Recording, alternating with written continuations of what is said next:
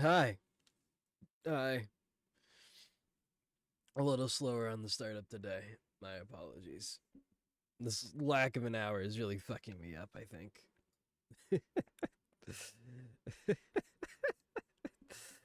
Hello, hello, hello, hello, hello. Yeah, I know, right?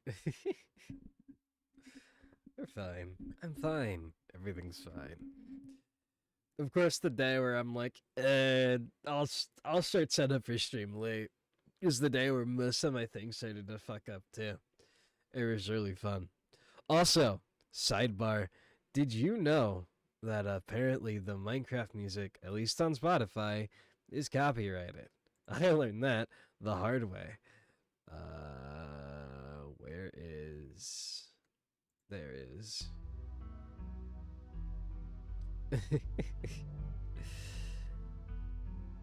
So part of my Minecraft VOD is now currently muted. But I think it... Well, I guess I talk over a good chunk of it, so I don't need to worry. Yeah. Well, my audio's fine. And so I'm guessing just the music background's gone. Which, less of my extra audio layers, I guess. I don't know. But as long as it works, right? As long as it's somewhat watchable. As watchable as my content can be.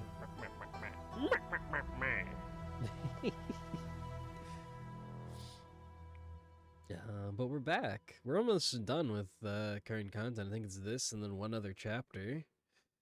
I think this is the last chapter that I've actually played. Though it's been a hot minute. So that means next time will probably be completely fresh and completely new. Though, with some decisions that were made last time, i.e. nobody getting their legs destroyed, which was a possible outcome. And I'm sure much worse was also a possible outcome, but we're built different.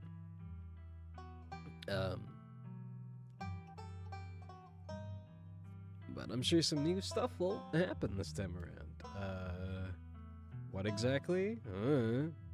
Hey, that's what the journey's about.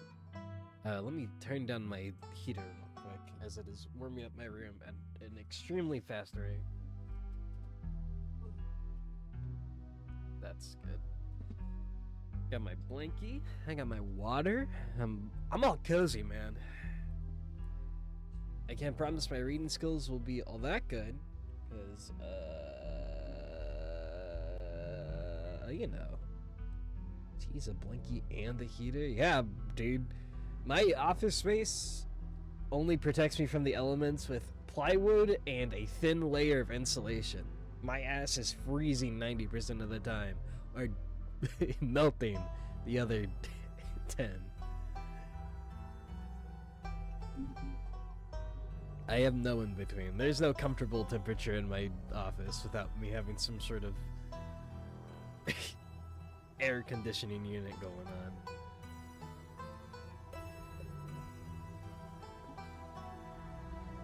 Which really puts the fear of God into me. If/slash when I get a better PC, that'll most likely need much more care than the one I have right now. I'm just saying, this bad boy's gone through 2 summers with lackluster cooling in this room, and it's working okay. Not great, but okay. So hey, we take this.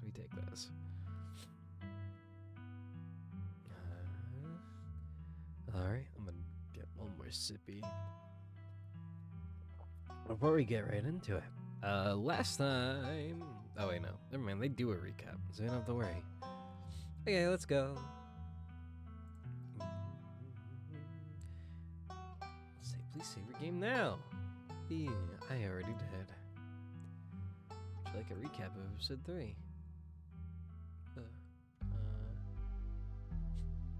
Will recap or just recap of episode 2? I think just recap of episode 2 will be fine.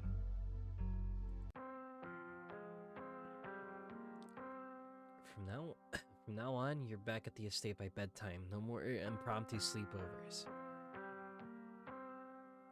Wow, that's some heavy stuff. No wonder Stella seemed distant. I'm gonna keep my ears open for you. The diner's where everyone comes to gossip, so I hear a lot about what's going on around here.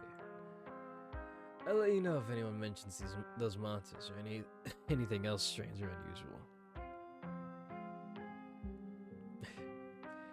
Have any of you seen Rosa around? I don't want to be a helicopter dad, but she hasn't been answering my texts, and I wanted to make sure she isn't getting into any trouble out there. Hi, Miss Kelly. We were wondering if it would be okay if Reese could come hang out. Nothing strenuous, we promise. Whatever you two have planned is probably beyond what he can manage right now anyways. Stay home. Wait for the week to end. Don't keep putting yourself in the path of danger. This is all I ask. Interrupted by a sudden movement out of the corner of your eye. A girl carrying a bundle of snacks pops through a hole in the fence and disappears over the crest of the hill. She didn't. Guess the old Maxwell place just doesn't cut as a secret hideout spot these days. But that's the Shaw Mill mine. What the fuck? That's the Shaw mine. This place shut down like 100 years ago. After a collapse that killed over 100 people. You pull your phone and dial your cousin. What is it? You know I'm in a meeting. The kid just snuck into the Shaw mine. I figured you should know. What? Are you serious? Why do things keep happening to me? Whatever, I'll head over there as soon as I can. Just stay where you are and wait for me, alright? God, I don't even know why I'm trying to reason with you. It's not like you're gonna listen. You'll listen. My dad is... wait. My dad is a foreman of the continuous mining facility, and he says they only abandoned this mine because there wasn't enough coal left. It's actually really safe. We can hang out here whenever we want. Correction, your father was a foreman at the continuous mining facility. We'll see if he even has a job tomorrow morning. My dad says our house is haunted. Kanika is interrupted by a pair of thunderous knocks.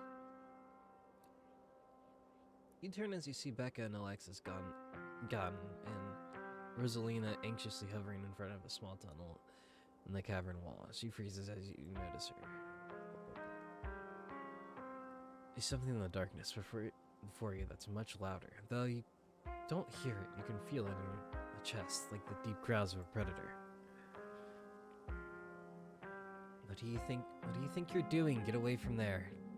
Your cousin dives towards you, but not before the light from your phone illuminates the chamber. Dragon, are you alright? You and Tabitha managed to squeeze through the entrance just as the walls of the mine come crashing down. Holy shit, are you guys... You're okay, thank God. And everyone's accounted for. That was a surprisingly close call. You could have all died there. What did you weirdos do? Everything was fine until you adults showed up. Becca, shut up. Tabitha doesn't say a word as the cart cuts along the darkened road. You collapse in Tabitha's dusty guest bed, your head empty of thoughts. After your time in the Shaw mine, you barely even notice the dust. When you close your eyes, you see the shadowy figures that gathered behind Stella in the mines. Your thoughts are drawn to the carving on the wall, and to the visions that imparted upon you. Wake up.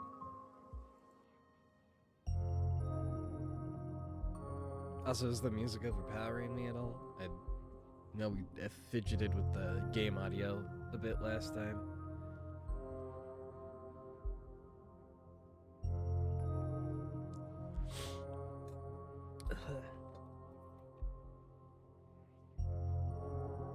That's good. I'm gonna be drinking so much water today. Truly, the seasons are but a gift upon us, and not a hassle whatsoever. Sunshine filters in through the dusty windows of the estate as the dull aches of the last night's activities throb in and out of focus. You managed to survive a second night in the town of Scarlet Hollow. Yippee! We did it! I can't believe it, guys. We're so good and strong and powerful. Nice. As you pull yourself out of bed, you can feel the soot and grime of the Shaw mine still stuck to your skin. We'll take a yower. You're stinky. Stinky. You step into the guest bathroom and into the shower. The water's hot, and surprisingly enough, clean! The steam fills your legs, and soot washes down the drain. You... What the fuck?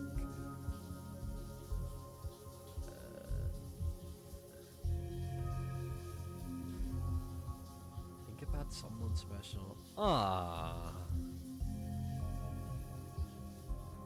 Yeah, the weather change definitely fucking up my throat. It's all phlegmy and shit. And I'm getting a lot of sinus pressure.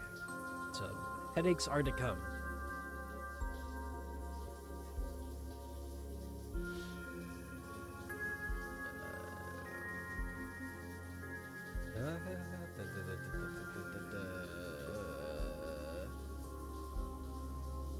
Guys, I think we should have some happy thoughts.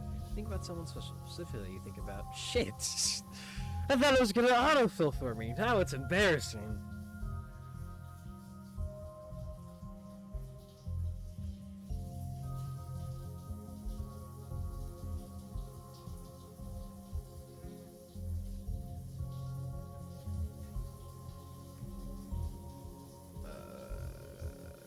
I mean, there's only really one answer, right? Like, I mean,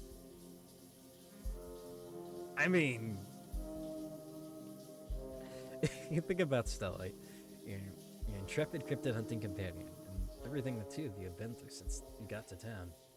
Done here. You're done here. You turn off the thoughts and dry yourself off. I don't like the sound of the flies while I'm showering. Not a fan of that one, I don't think. Time to start your day. I got the possum. Ah! They duplicated! Two of them now. Oopsies. Wave at them. You wave down at the possums. They look up at you. Pet them. Against your better judgment, you reach out to the opossums and hand outstretched. Oh well, it's worth a shot. Maybe now they'll leave your dresser and return to nature, where they belong. out the window. You walk over to the window, fondly thinking about the pleasant view it provided you on Monday. It's the same view. What is it? Boy. You turn back to the guest room. Check the closet. Doll is still there. Thank God. Every time you see the doll, your heart skips a beat. It hasn't moved, right? No, it hasn't. Phew! That's enough of this closet. Turn back to the guest room. Group text. You pull out your phone and open up your group chat with Stella and Kanika.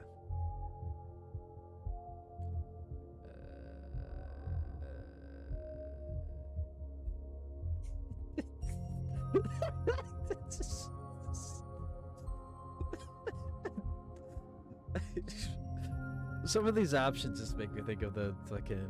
Did you just kill the? No, they played dead, you fool. Have you not met a possum before? They went to pet them and they played dead. They're just spooked of me because I am much larger and scarier. I'm a very intimidating figure. You can tell from my hair and eyes.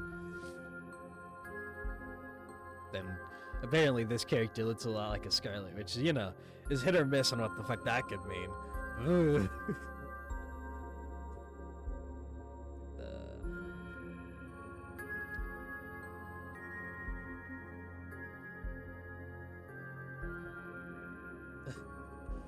What's the game plan? It'll probably be a bit before you get a response. Yeah. Oh no, I guess take your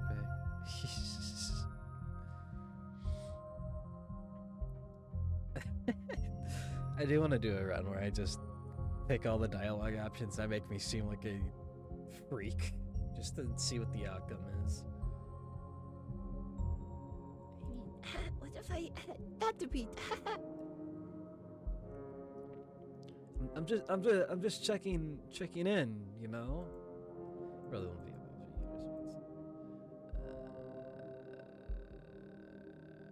also how you. Okay, head downstairs. Eat everything you wanted up here. It's time to start your day. Oh no. Oh wait, huh? It's not. Is it Wednesday? Oh, okay. You enter the kitchen to find your cousin in the midst of devouring a pint of banana chocolate chunk. She isn't alone. Frou-Frou glares at you from her usual spot on the counter as a red-headed woman busies herself trying to tidy up as best as she can. Tabitha's gaze swivels from the woman to you. Her glare intensifies. What the fuck did I do? Oh. Oy.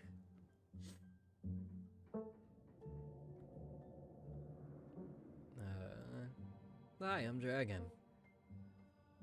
Good morning, I'm Janie. Just here to do my little weekly cleaning. Whatever cleaning Miss Tabitha will let me do, at least. I could have this place looking brand new, you know. Don't go making any big renovations or moving anything around. I like knowing where my stuff is. Okie dokie. It's so nice finally meet you, Dragon. I mean, I guess I did meet you on Monday when you popped into the diner. Janie. But seeing someone somewhere and meeting them face to face are two completely different things, I suppose. Thanks.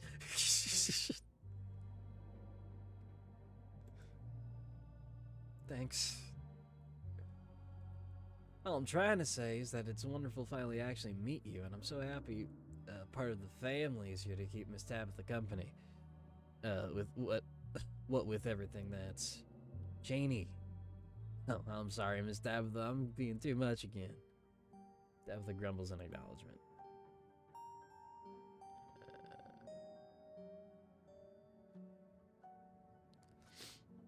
Fun fact that I don't know if it's true or not. I read somewhere. So, you know, the internet never lies, that ice cream for breakfast freaking helps your brain function, dude. Makes you all smarter or whatever. So if you're lactose intolerant, who cares? Eat ice cream. Get big brain. And if you're not, you are blessed by God. And I condemn you for that. Fuck you.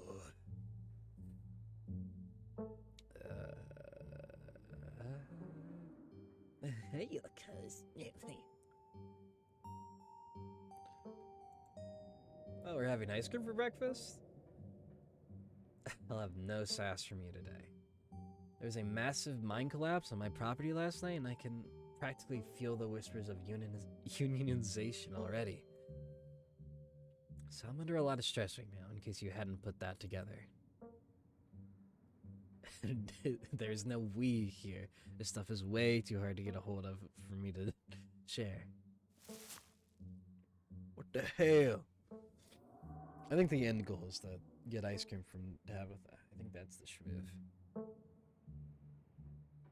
Tabitha takes one last spoonful of ice cream that scuds the empty container, turning to you with her trademark scowl.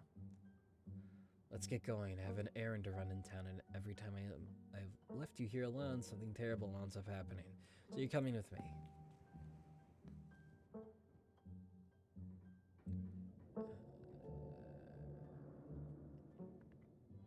Having a breakfast, a boy.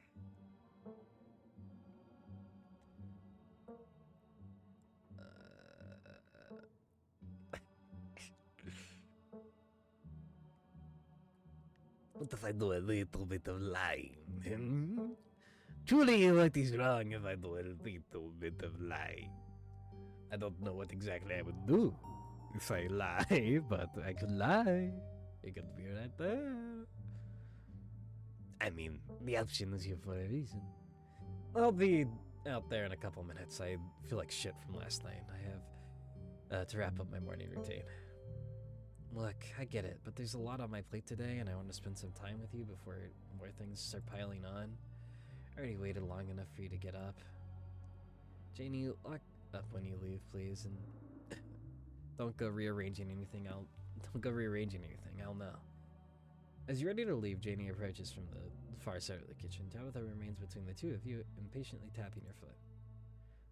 Oh, Dragon, before you go, I heard about what happened last night. I heard about it before Miss Tabitha mentioned it just now, and then I heard it again. I just wanted to say that I'm so sorry you got caught up in that. You two did the right thing for those kids by those kids, though. You two did right by those kids, though. Oh my God, what a blessing! What a blessing! Everyone's getting out of this situation, all right. Getting out of that situation, all right.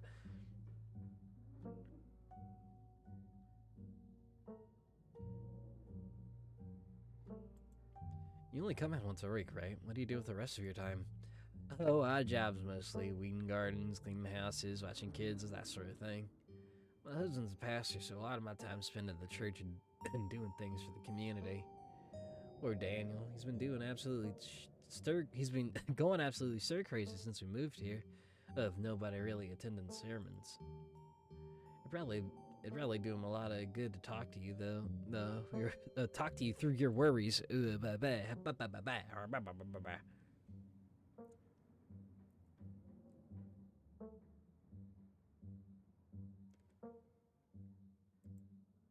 everything that's been going on lately, having a pastor on speed dial seems handy. Having a pastor on speed dial is always handy. Debatable. Matt Daniel's a wonderfully talented pastor. Also debatable. Enough dawdling. You're leaving. You and Tabitha walk through the doors of the estate into her car. The ride to town is uneventful. Your cousin, unsurprisingly, more focused on the road than on making conversation. Alright, we're just popping into the general store for a few minutes. What are we doing at the general store? Picking up tea for Sybil.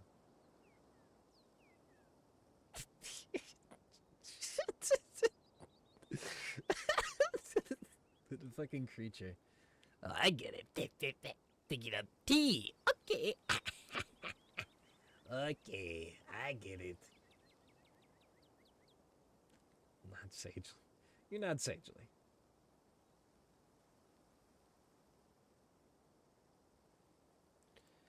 After everything that's happened the past 2 days, it's nice just to go on an errand. Exactly. Me and Tabitha turn as the door to the general store bursts open. A flustered Kanika exits, shouting behind her. Fine, okay. Keep coddling him. Keep letting him get away with stuff he never would have let me so much as think about. I'm sick of carrying this family. Kanika storms off, the door slowly drifting shut behind her. Oh, other people and their drama. More people kept things to themselves, they'd be a lot happier.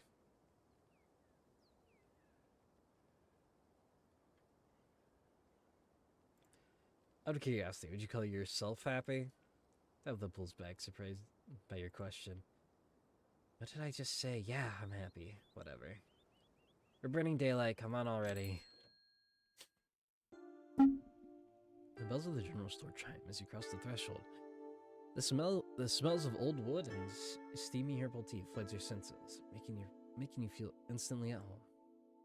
Good morning, you two. Hope you're doing well after last night's activities. Morning. Is the new blend ready? Of course.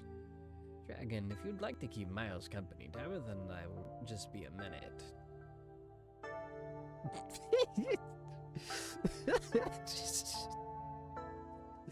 The fuck is this? Why are there options just to be a little creature? Like, you're getting weird, huh? I gotcha. Wink. Okay. It's a creature.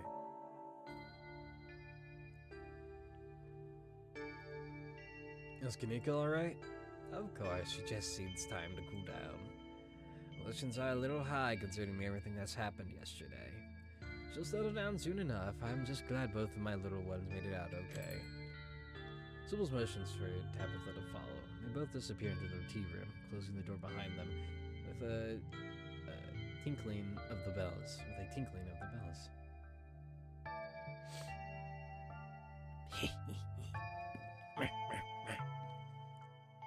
You find a subtle spot near the door to listen in. I know it took a little longer than you hoped, but this is a fairly short notice. In the future, please give me at least 2 months to gather what's needed. These plants aren't exactly easy to come by. Is there enough? Yes, everything should be just fine. Make sure this is all it eats for a few days, and I mean all. Put it somewhere that it can't get other food. Huh? What? Kid? I'm not keeping it inside. Outside, then, a shed somewhere, something enclosed. And please call me if you get confused. Don't assume you know what you're doing. You only have one shot at this, remember that. Praline ran me through it plenty of times. I know what I'm... Your listening session is halted. A tinkling of the bells announces another patron. Or, in this case, another 2 patrons. Well, if it ain't Dragon. Bo, this is Miss Scarlet's cousin. He was there with Stella that night in the woods. It's a pleasure to meet you, sir. My name's Bo. I'm Duke's boy. Hope we've been faring better since all that unpleasantness.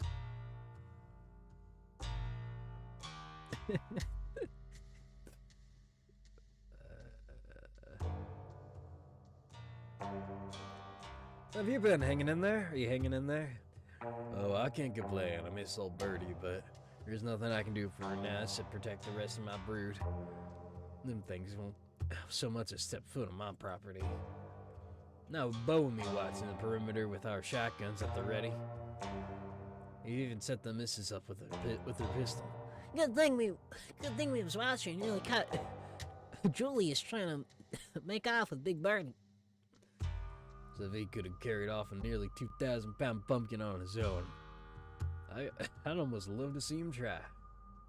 It's not like we've been taking her to the state fair anyways. Not who will be taking her to the state fair anyways. Now all she's good for is making the world's largest pumpkin pie. I don't think Mama has a tin big enough for Big Betty-sized pie, Daddy.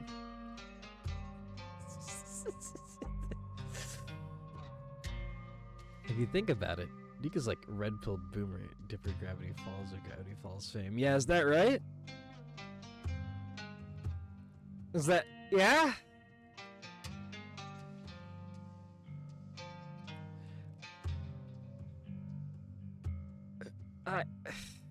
Man, sometimes I just don't know how to like truly interact with that, you know?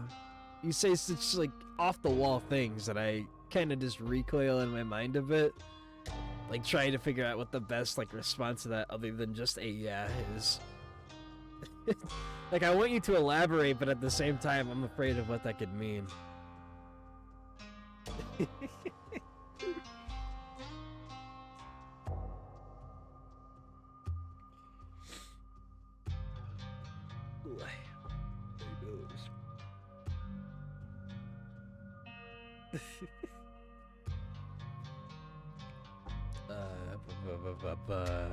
Here's Julius. Here's Julius. Julius Termaine.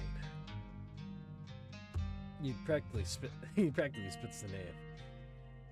Some cousin, however many times removed, though I don't claim him as kin. He owns the farm next to ours, except he doesn't seem to have a good grasp on whose property is whose. Thinks he owns half our land. Always sneaking around and taking vegetables we planted. Of course, the way he tells it, we're the ones stealing from him, saying he's the one putting these seeds in the ground. He's a member old cuz, and he knows it. And he knows it too. Stealing vegetables born of other folks' hard labor is probably the only joy he has in life.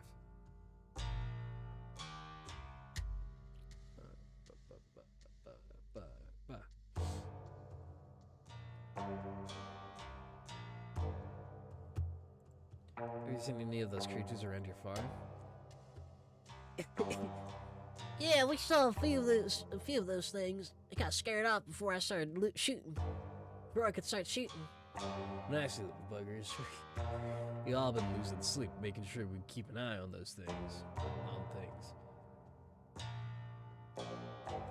It's even been rubbing off on the hens. The little ladies have been laying this week. You know, Daddy, I bet some big mastiff could keep them things away. It seems like the kind of job for a guard dog.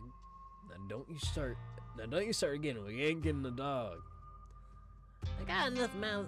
I got enough mouths to feed. And as much as you say you'll take responsibility, I know it'd be me cleaning up after it. Besides, I don't have that much faith in those things. I don't have much faith those things would be stopped by a dog. I saw more than a few in that nest.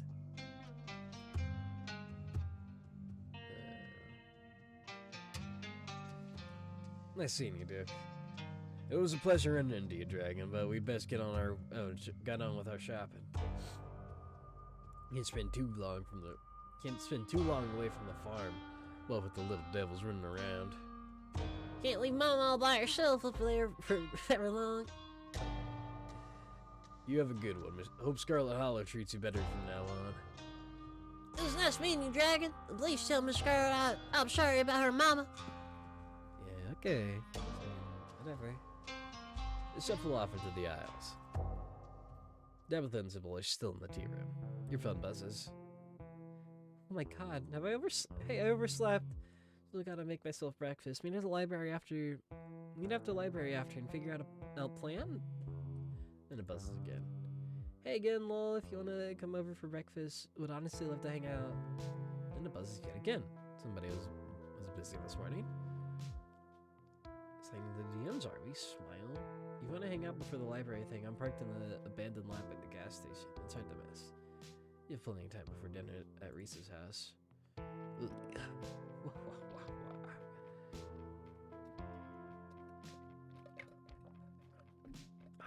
I'm just being friendly, guys. Come on.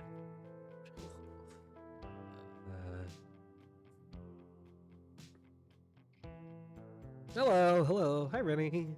How you doing today? Oh, I need to stretch. Oh my god. That's good to hear.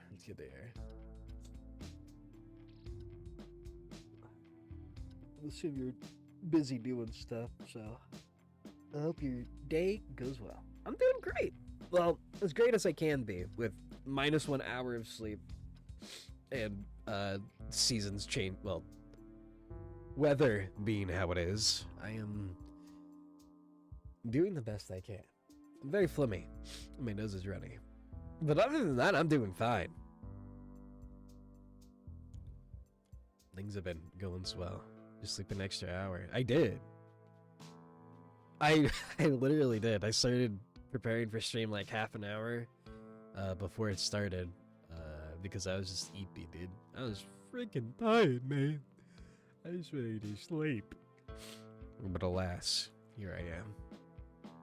I mean, hey, we got things worked out. So truly, did I mess up at all? I only had to fix like a few things before stream started today, and they got fixed. So, nice.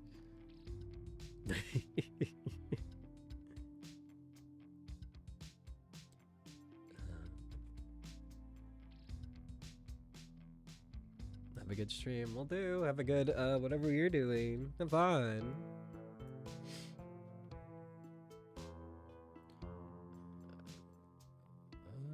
We'll wait for Tabitha. Cousin will probably be back in any second. It's best you just stay put. Ian and Miles share an uncomfortably lying moment of silence as Duke and Bo continue to shop.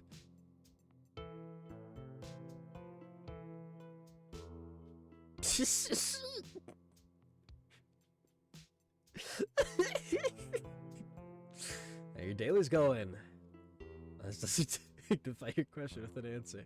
Well, I tried to be hip, but here I am.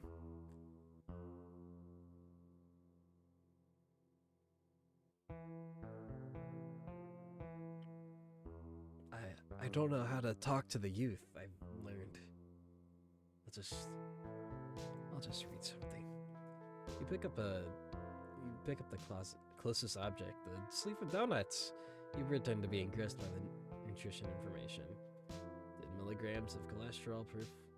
4 donuts. Fascinating. Miles continues to pretend you don't exist. Tabitha braced out the tea room, tucking a pouch of herbs into her coat. As she walks, she looks up at you in surprise. She genuinely didn't expect you to stay. Wow, you actually stayed. I kind of expected you to go running off the instant I left you alone.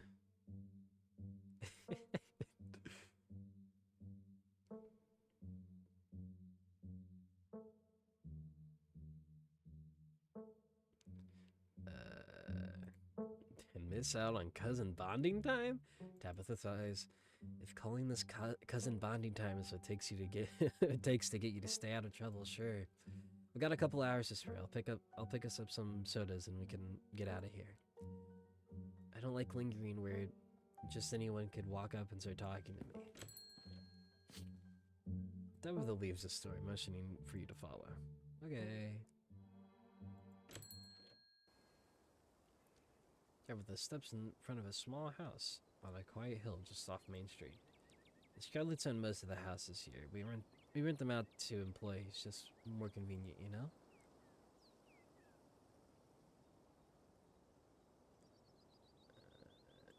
And here I thought the estate was your secret lair. The estate is my non-secret lair. Everyone knows I live there. Now come on, let's make ourselves scarce before we're spotted.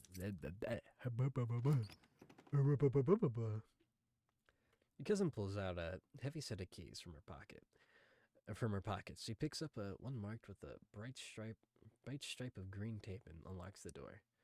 Come on in, don't worry, it's empty. Follow her. You follow your cousin into the model home.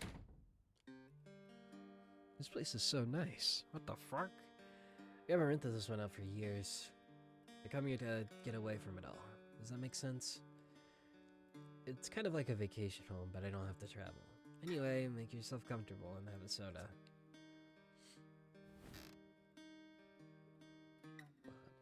Tabitha hands you a cream soda for settling in on the couch. The place clearly gets cleaned regularly, but it doesn't feel like a real home. It feels like a set piece, like you both wander down into a play, and if you were to look at the walls from another angle, you'd see them as two-dimensional illusions they are.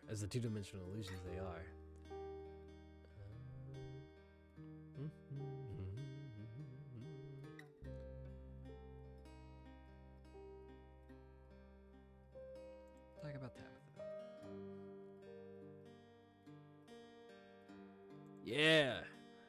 Is the estate stifling to you? Is that why you come here? Top of the sips her soda. Her expression suddenly heavy. I guess the estate has a lot of history. This place is so new by comparison. It's like the estate's full of ghosts pressing down on me all the time, pressuring me to do what they want. When I'm here, I can imagine a life where I don't have to think about the 200 years of history resting on my shoulders. I can imagine just living as a blank teller or something, having a simple life. Wait, why am I telling you this? Stop asking all these deep questions. It's not like you care it's not like you care anyways.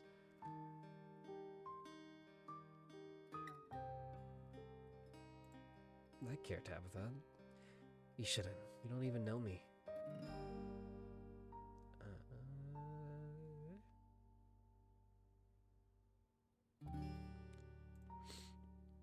Do you like living here? It's the only thing I know.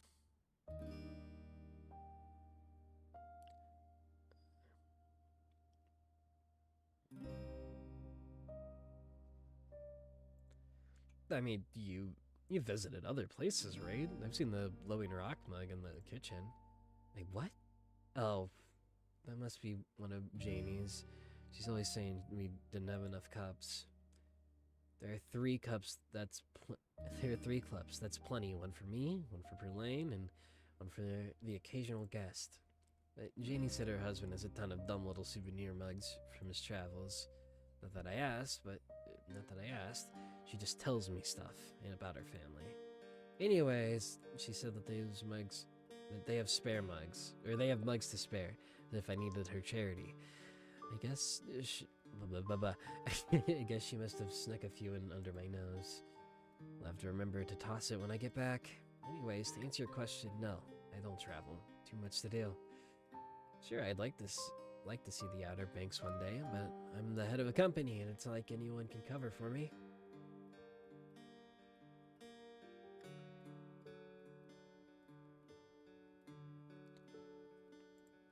You live in a massive mansion, but only have 3 cups? Why does everyone hung up on that? Like the Scarlets don't own more dishware, but I'm not going to use the fine china to drink Pepsi. We technically have 4 glasses, but one of them is used for the silverware. So there, we have more than 3.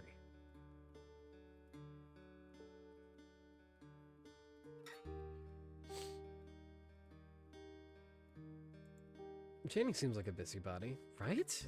I only hire her to clean, but she keeps insisting on talking to me and micromanaging the way I run the house. The number of cups we have is none of her business. And I definitely don't need to know about her family, about what her family did over the weekend, or what cute things her kids said, or how much she loves her wet napkin of a husband.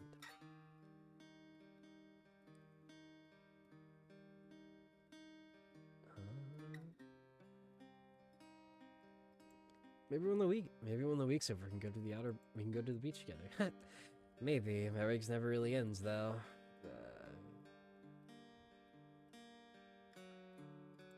Do you actually like running the mines? Of course not, but that doesn't really matter. I had years of Perlane drilling that into my head. I can't trust anyone else to do my job, and if I don't do it, the entire town falls to ruin. It's my burden to bear. Though I'd be lying if I said I haven't thought about running off.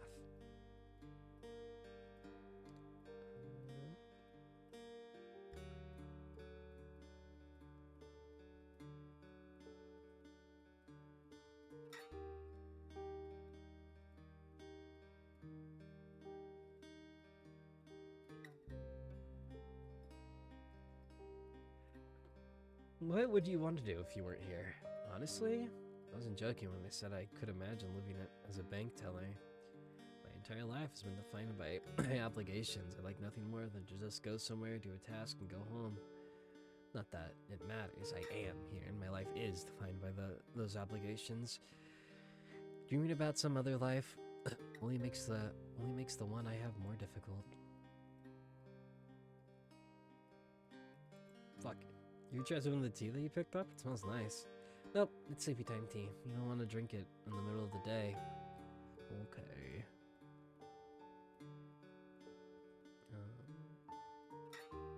Talk about your No. No, we're not gonna say that one. What's your dad like? Don't know. He just up and left one day. Didn't want anything to do with us anymore, I guess. They never got divorced, just separated.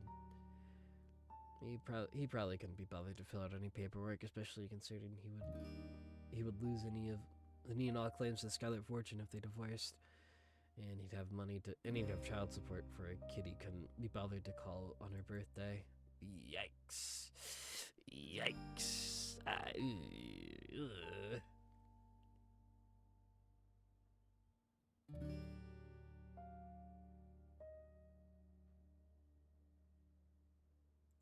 I'm sorry, that must have been really hard for you. I don't really think about it. If he didn't want anything to do with me, his loss.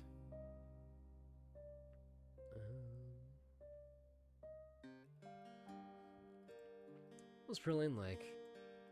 Okay, I guess you should know at least something about the woman whose funeral you'll be attending. She was my mother.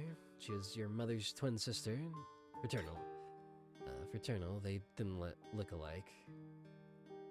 Same with their personalities, night and day, from what I've heard. Eileen was a hard ass, but that comes with the territory. I mean, what else do you want to know? And did she die? Sleep apnea? Did you two get along? No, that one was a monster. Okay. What do you think of Silas and the other old-timers? What is there to think about? For better or for worse, the reason the two of us are here right now.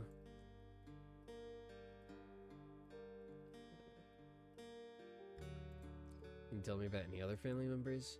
Wow, did Vivian really tell you nothing about us or her upbringing? Fine, I'll give you the brief history since she never bothered. Perlene and Vivian were raised by their grandmother. Fuck. God damn it. Perlene and Vivian were raised by their grandmother before our grandmother died in childbirth. Our great-grandmother, Grandma Eddie, ran the mine before Perlene, then Perlene took over. Now here I am following in their footsteps.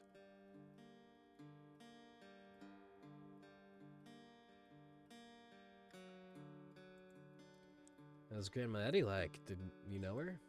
Tabitha was quiet for a moment, her eyes distant. Kind of scary.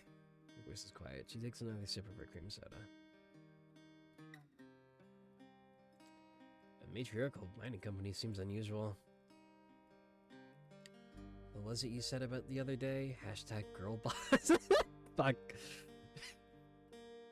The past couple of generations are all women. There's just how the cards fell. We never let some stranger jeopardize the company. It stays in the bloodline.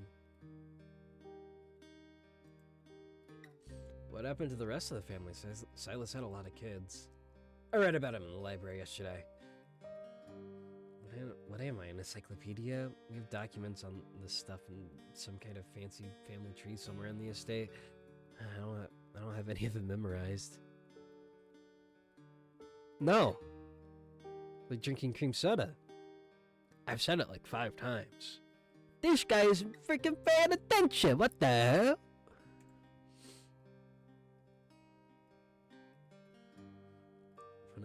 From what I can remember, our grandmother had a kid sister that died in some childhood illness. Then she died having our moms. Just got back to my house. Fake fan. Real Andrew. Sigh. And he says I'm his Kamiyoshi. Sigh. I can't believe it. Huh, sigh.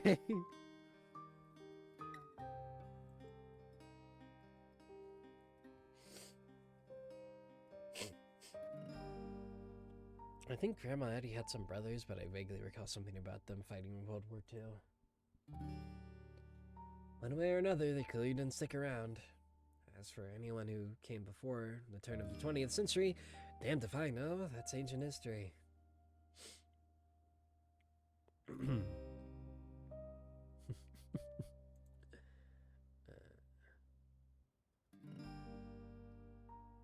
that one I actually do want to know. What kind of things did Perlane tell you about me and my mom? All sorts of terrible things. She loved to talk about how destitute your mother was after leaving leaving for Cool. Fuck, I forgot about that. Leaving for Coolville. You're always a poor student and troublemaker, constantly getting taken in by whatever terrible counterculture of the week was hip and trendy in the city. For what it's worth, I don't think any of it was true. Well, except for you being a troublemaker. But you're kind of an asshole. What do you really think of me? You're better than you're better than asking me for validation, I'll say that much.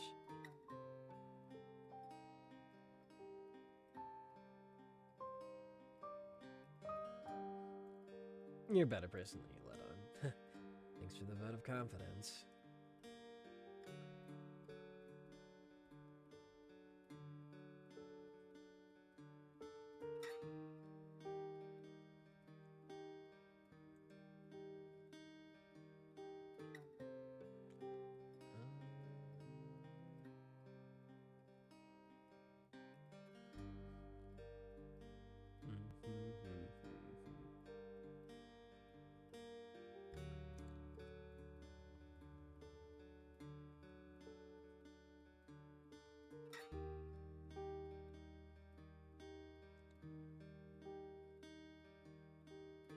Let's see.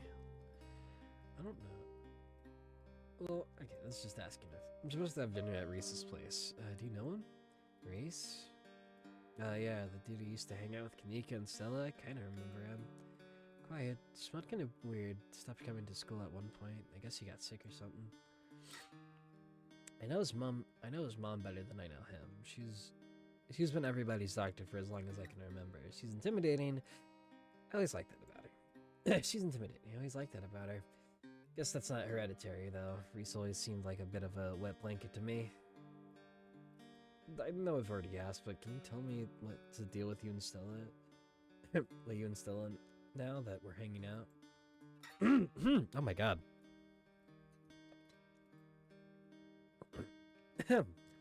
Alright, fine. We were close in high school. Really, really close.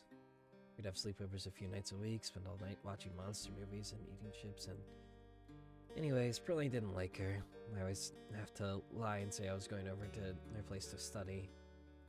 When we graduated, it was impossible to see her anymore. There were no more excuses to go study, and I was too busy learning the ropes of at the mine.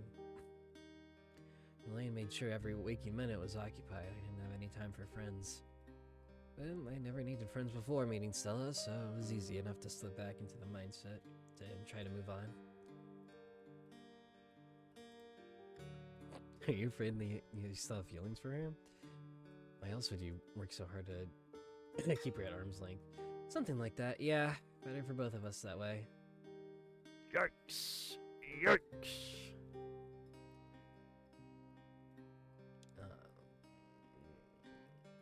This is good on the list. Do you want me to try and get you an in with Kanika? Please, if she's anything like me, that would only make her hate me more. I have dignity, Dragon.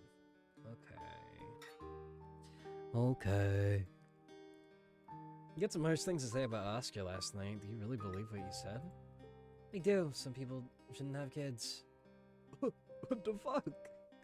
He seems like a cool guy. What the hell? What do you think of Avery? Who? Okay. Avery works at the diner, wears plant shirts. Oh, no idea who you're talking about. I have no idea who you're talking about. She has no idea who you're talking about. Yeah, okay.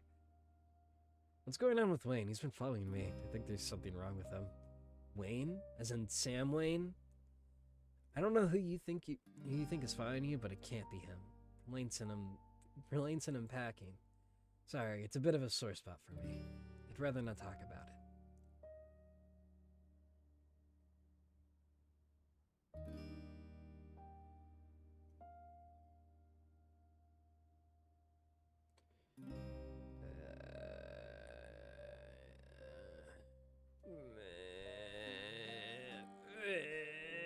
But it's been such a nice time. I don't want to ruin it by getting on her case, you know?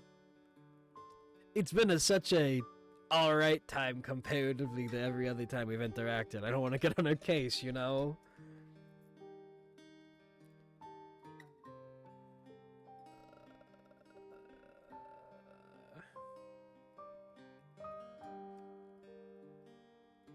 Okay. Okay. But which one? Do I say that you can't ignore things, or I say he's fucking stalking me? I feel like this is the less aggressive one, you know? At some point this week, you're gonna have to stop brushing off everything that's happened around town. Do you think I'm brushing things off? I'm dealing with mind collapses I'm dealing with a mind collapse right now. I'm burying my mother in 4 days. My work is what keeps this town running. Just because I'm focusing on what's in front of me doesn't mean I don't care. Oh, do you know Sybil well? You know Sybil well? Everyone in town knows her. But I don't know if anyone actually knows her well. Did you hire Janie? Verlaine hired Janie. She was my babysitter before she started cleaning the estate. Okay. So much lore. Alright guys, do we invite her to ghost hunting, yes or no? Do you think they'd be cool with it? My counterpoint to anything said is that she did also have strange coma dream with that we had at the same time in the mines. So perhaps fits the vibe. Yeah, you think? Think she'll jive well with everybody like last time?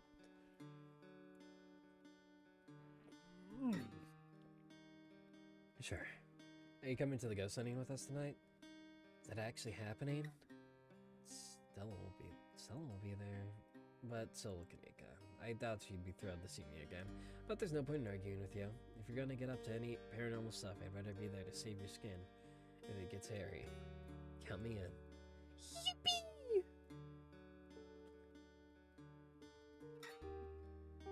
Maybe turn into a freaking creature of the night. I don't think that'll happen. I think that's a little out there.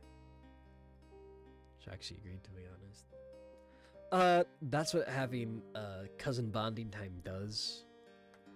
You persuade them into hanging out with you more. It definitely has nothing to do with Stella.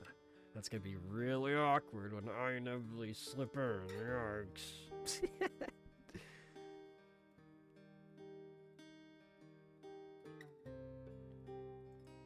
Thanks for taking me out here. You found buzzes before Tabitha has a chance to respond. What the fuck? I almost forgot it's Mayor Jimmy Day. Good excuse to head over to the library. We should check it out with Oscar and Rosalina. Meet y'all there in half an hour. Totally blanked on that. Been having a weird / foggy morning. Hole and sea. Not that they're still doing the Mayor Jimmy thing even after last night. Do you think news has spread yet? But yeah, we should go see Oscar. See y'all later, or see y'all soon. Somebody's popular. It's Mayor Jimmy Day? What a ridiculous event. You know he's a dog, right? Did they fill you in on the little details? We haven't had a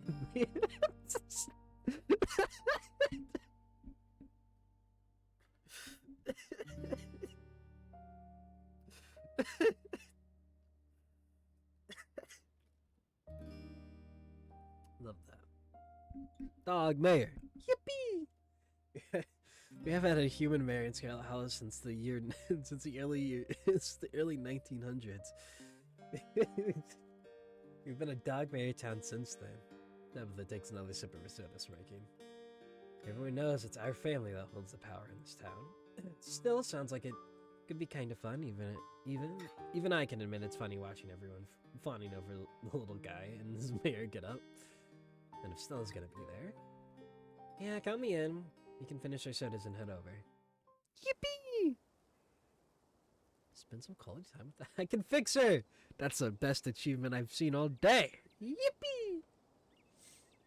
How do I look? Cause it's been a while since I've been out in public like this. I'm kind of nervous. Keen eye out of the corner of your eye, see a furious woman making a beeline for you, and Tabitha, like a slinks behind her. This must be your mother. He quietly tapped on the shoulder. What? One place in inventory for later crafting purposes. What the fuck? Huh? The hell? What does he mean by this? Huh? What? Huh? Excuse me, Miss Scarlet. Can I help you? Becca stares at you from the distance as the furious woman turns into Tabitha. This must be your mother. What the hell do you think you're doing? You're doing down here, grinning like a buffoon after everything that happened last night. A mind collapse almost killed my poor, sweet, innocent child. You thought it was a good idea to retaliate by demoting my husband? You've gotten used to a new lifestyle. You can't just take that away from us for something that was your fault. Don't think I won't be pressing charges. Mom, please, you're embarrassing me. Shut up, Becca. Mommy's advocating for you.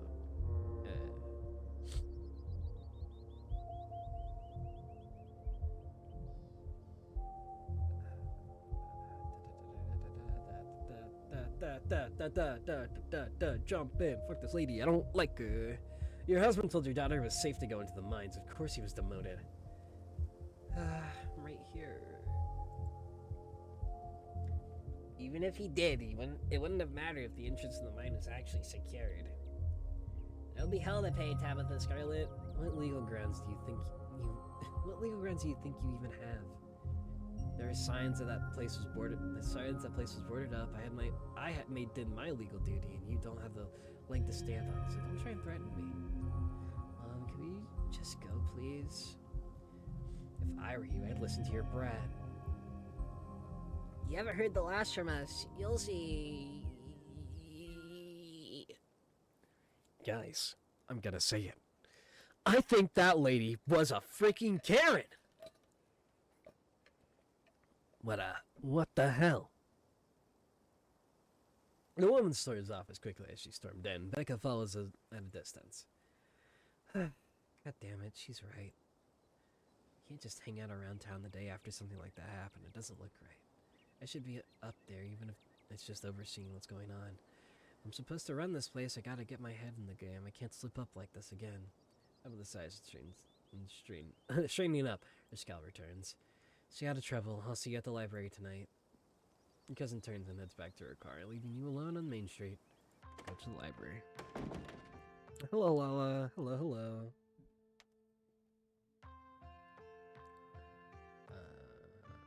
You enter the library alone. It's busier than usual, and a small crowd has formed in the corner of the main foyer. Yes, you're here. Thank God we have something to do this morning. My family's been driving me nuts. Thank God we have something to do this morning. My family's been driving me nuts.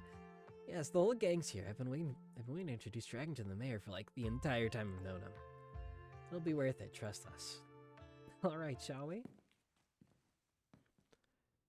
Hey, look at the little guy. Look at him. He's a big guy, actually. This is the dog. It's a dog. Yep, he's a dog. And judging from the series of portraits lining the wall, Tabitha wasn't pulling your leg. Every mayor of Scarlet Hollow's living memory has also been a dog. Rough. The mayor life must be rough.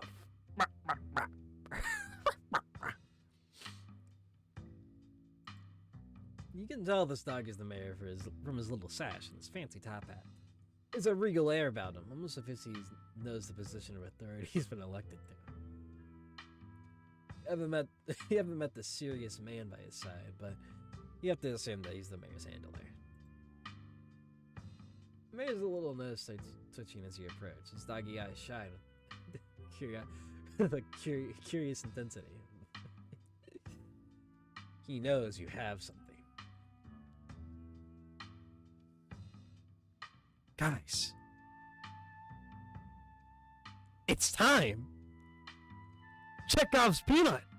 Chekhov's nut. It's time. Yes, of course, my friend. It's not bribery, it's a gift, Lala. It's fine. You hold out your now slightly rancid pack of boiled peanuts. The mayor's nose touches equally at their strong odor, and then he's on them in a flash, ripping through the plastic and devouring the soft-shelled legumes. Drop it, sir. Drop it. The security detail tries to whip away, but it's too late. The peanuts have already eaten. Yeah. I did not kill him. He's fine. You better hope this nuts settle well. If the mayor gets any tummy troubles after eating your disgusting pocket peanuts, there'll be hell to pay. He holds his paws to shake your hand. I did not kill him. I now have an in with the mayor of the town. This is optimal. I'm gonna shake his paw. Fucking course I'm gonna shake his paw. It's lovely to meet you, Mr. Mayor. You reach forward and take the mayor's little paw in your hand. But his purely security detail stops you. No paw shaking.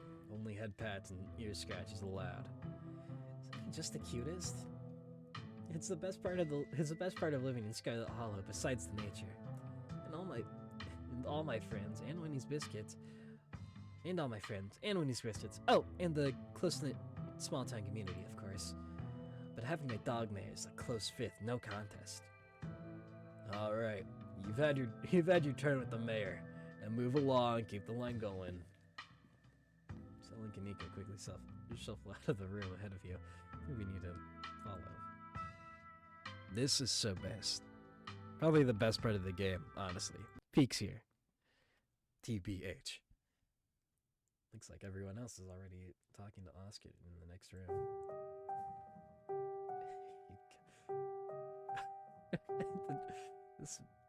This person makes me feel uncomfortable for some reason. Before you catch up to your companions, you're interrupted by a nervous man with a cross around his neck. Whoever he is, you can feel his desperation to make a good first impression. Self-sustained and self-fulfilling prophecy.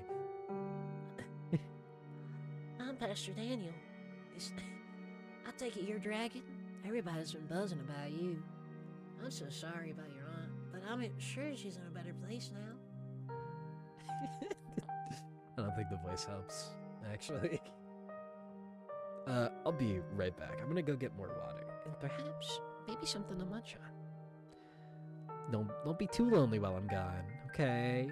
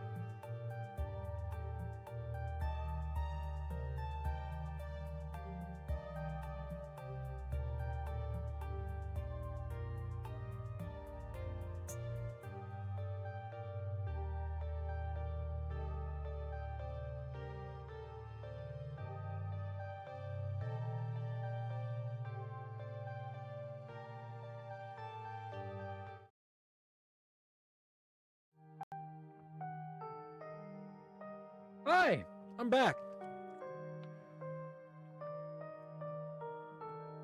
And I got some freaking bread bites from last night. Reheated. And they're still good.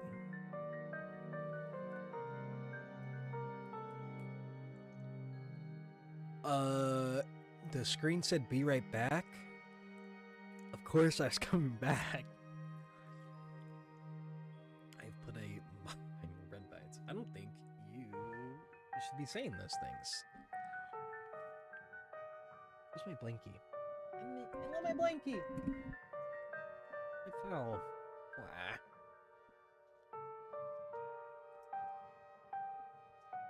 Ooh. Ooh. There we go. Jesus Christ. I'm a mess. I'm a mess. I got some water. Anyway, where were we? Oh. I don't really want to talk to this guy. If I'm going to be real with you all. I understand why not many people are going to church.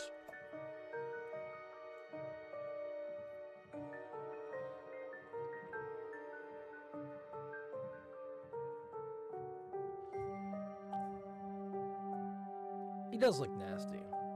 Like, not greasy, but just off-putting, I think.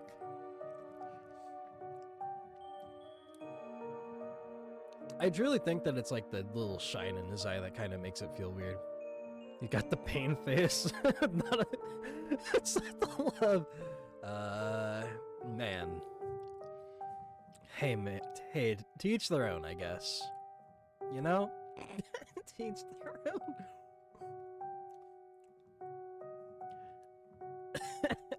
Yeah. Hey, do you know anything about ghosts? Ghosts? I've never encountered one myself, but I've heard stories of folks who've been visited by their loved ones or beyond the grave, and it seems like it provides them with some sort of spiritual healing. Like their beloved relatives are watching over them even in death. Is this about Perlane or perhaps your mother? Have you been visited by her? No, Oscar. No, Oscar's place is haunted. I would not talk to him if he came up to me. Also, I hate that voice since it fits upside down, right? I saw him and I'm like, I think I know what voice works well. Works well. Yeah, I truly, if it were me and I like met him, I'd probably be like, oh, hi. Bye. What the fuck? Who is this guy? You know, I mean real ghost stuff, scary stuff. No, Oscar's place is haunted. Oh, like a Scooby-Doo episode or something? I'm afraid I don't buy into that particular notion. It's a bit too spiritualist. Now, if it were a vision of one of his parents trying to contact him from heaven, I could understand that. But I simply don't believe in malicious spirits, neither in heaven nor hell, jumping out of classes to scare us. I'm sure there's a perfectly reasonable explanation for whatever it is he saw. Not a fan of this face. Don't like this one.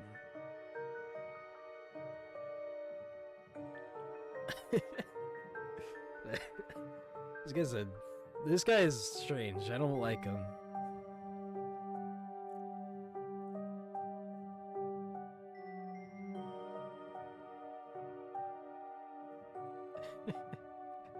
You gotta roast the worst face so much. It's so mean. He's strange, Lala. What do you want from me? He's a bit unruly, I feel. He's a bit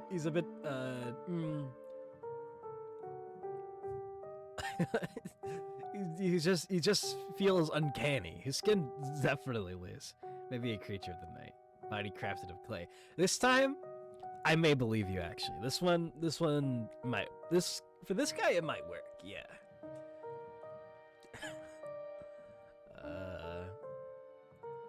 There's a lot of supernatural stuff happening in the past few days. Oh my god. Really? Are you sure? Are you sure you weren't just saying things? Drama has a funny way of manifesting itself. It's okay, don't listen to them. I'm not insulting them in game yet.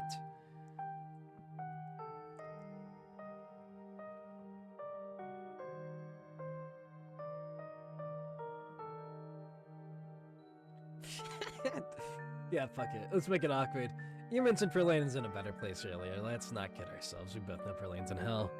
I can hear you. How do you think he looks so pain? That's just his default expression, I think. I think he just looks like that normally. Oh, I'm sure she wasn't that bad. Those people are good deep down inside. It's best not to speak ill of the dead.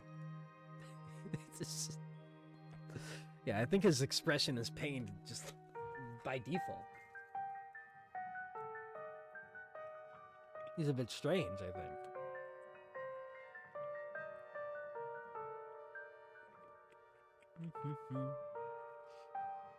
I'd be pained if I real and true.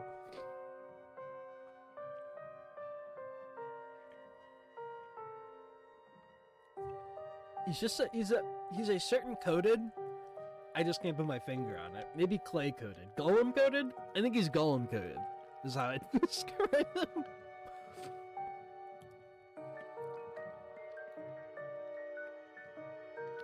He just doesn't look real.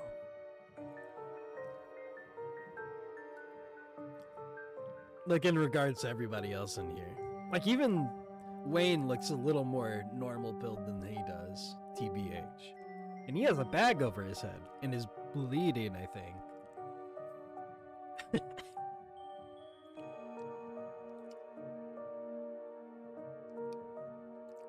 Janie mentioned you this morning. That woman is the light of my life. I'm so glad that she's there to help your cousin through this rough patch. I should go. It was nice meeting you, though. Cool to natural life. That's a good artificial.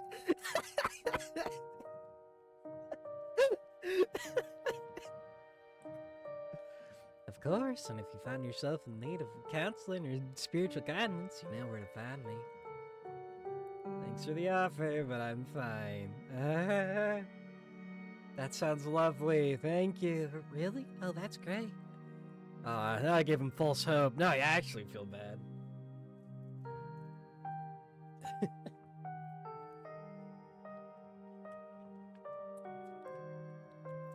Sorry, I just don't usually get positive responses when I ask folks if they want to come up to the church.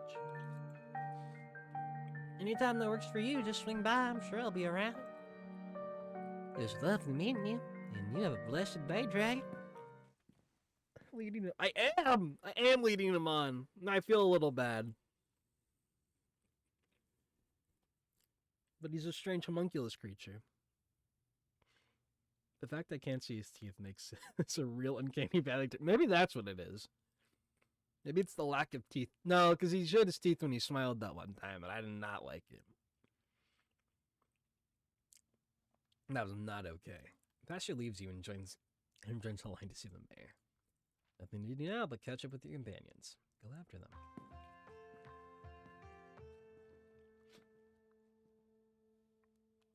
You find them already talking to Oscar deeper in the library.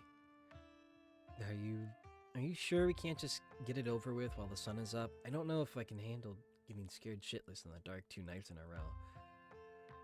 I wish we could, especially since I'm not particularly excited about going back in there either. Or back in there after dark either. But I'm pretty sure it only comes out when the sun goes down. Yeah, there's no way I'm going in until the spirit's at full power. I want to be sure we get the best evidence possible. This could be my one shot to get real proof of ghosts. I'm not gonna waste it just because I'm impatient. Y'all are gonna be the death of me. I just hope it's possible to get rid of this thing. This is probably serious ghost infestation. This is a pretty serious ghost infestation. Is that what you call it? Or is that what you'd call something like this? Really, it's called a haunting, but ghost infestation sounds good. Also sounds good. Holy shit. No hablo inglés. No hablo español either. 1 second. I suppose for the ghost hunters, so we can call it whatever we want. Anyway, I'll be bringing all the ghost hunting supplies anyone could ever need, so we should be set on preparations. The only thing y'all need to bring is an open mind. You have the power of friendship on our side. Yeah, we have the power of friendship on our side. And together, we can stop any ghost from manifesting and tainting your home, Oscar. Don't worry. That hurt.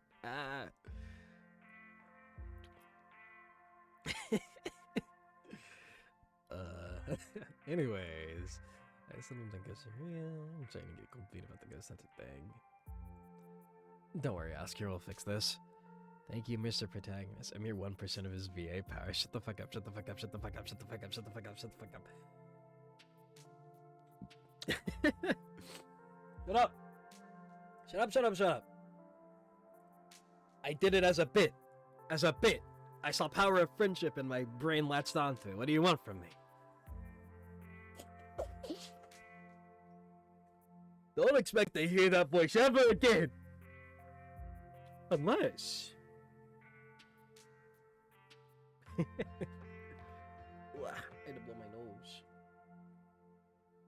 Heck yeah. Heck yeah, we will. Yeah, whatever this is, we'll get to the bottom of it tonight. Thanks, guys. I really appreciate it. Well, if we're not doing the hunt now, I guess we can head over to Reese's. Absolutely. Come on, Dragon. Time to go bother our friend. I'm gonna go back to see if y'all. I'm gonna get back to see. I'm gonna get back to it. See y'all tonight. Holy shit. Anime protagonist is your default voice. I think is a step. It is not my. I don't think my default speaking voice is anime protagonist. Surely not. It's too normal and normal and normal and normal and normal and normal and normal. Yeah. What the fuck do you mean normal in quotation marks? I think I have a pretty standard speaking voice. I emphasize a few words here and there, but I wouldn't say protagonist voice. 1, that's a little too big-headed of me. Come on, guys. 2, I mean, surely not. Surely not. I have such a natural, normal tone. No worries to be had. It's fine. Time to go.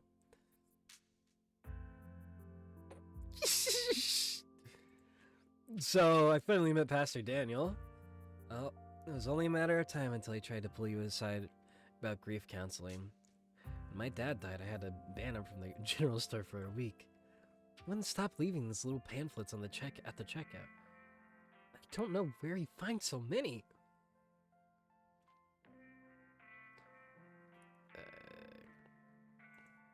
I think he just really wants people to like him, but he comes off as desperate. It's a vicious cycle.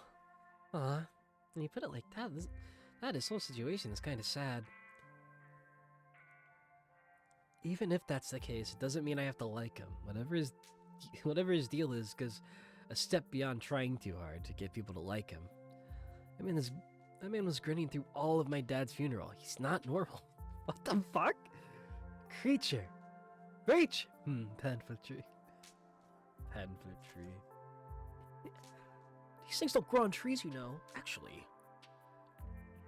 Yes, they do. Moves one off of my big pamphlet tree. It's a random one every time, though. My pamphlet tree kind of sucks.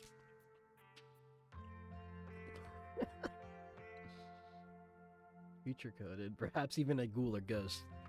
No, he doesn't believe in ghosts. But a ghoul, perhaps.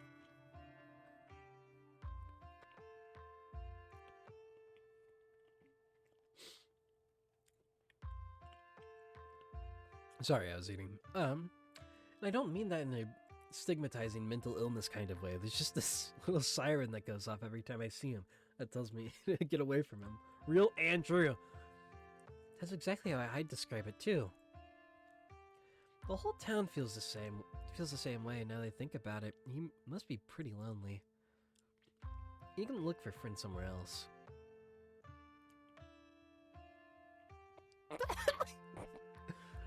Now, guys, should I inform them that my cousin, who has a history of one and doesn't like the other, isn't he a pasteurized Holy Spirit literal ghost? No, he only believes in some ghosts. He believes in, like, ghosts that give messages in your brain, not the ones that go bump in the night. That's his lore.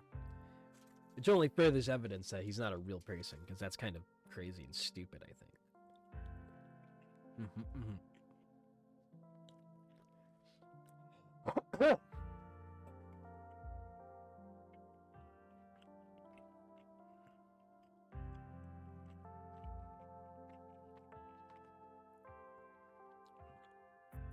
And I guess the real question is, do we just get a bigger party for this ghost hunting thing? Because we can invite Avery too. I should tell them. It's kind of fucked up if he just kind of shows up. Oh, before I forget, I invited Tabitha to go ghost hunting.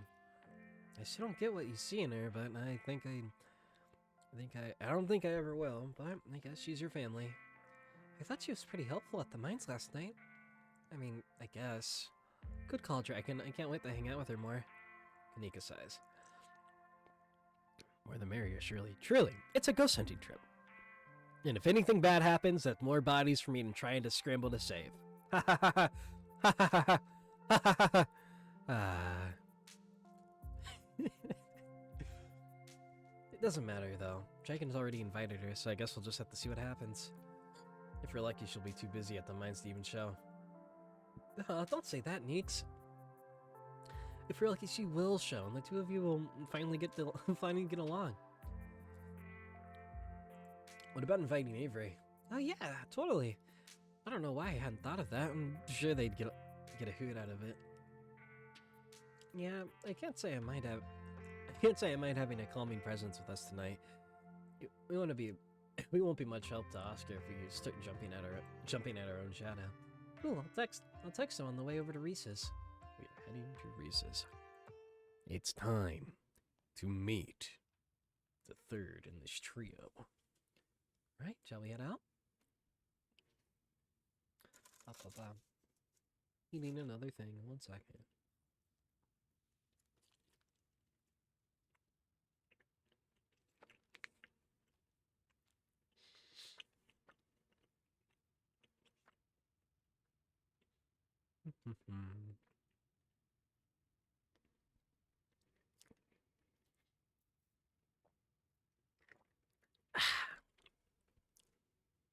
Dude, I gotta fuck with bread bites heavy. They're kinda good. TBH. The three of you leave the library for an early dinner at Reese's.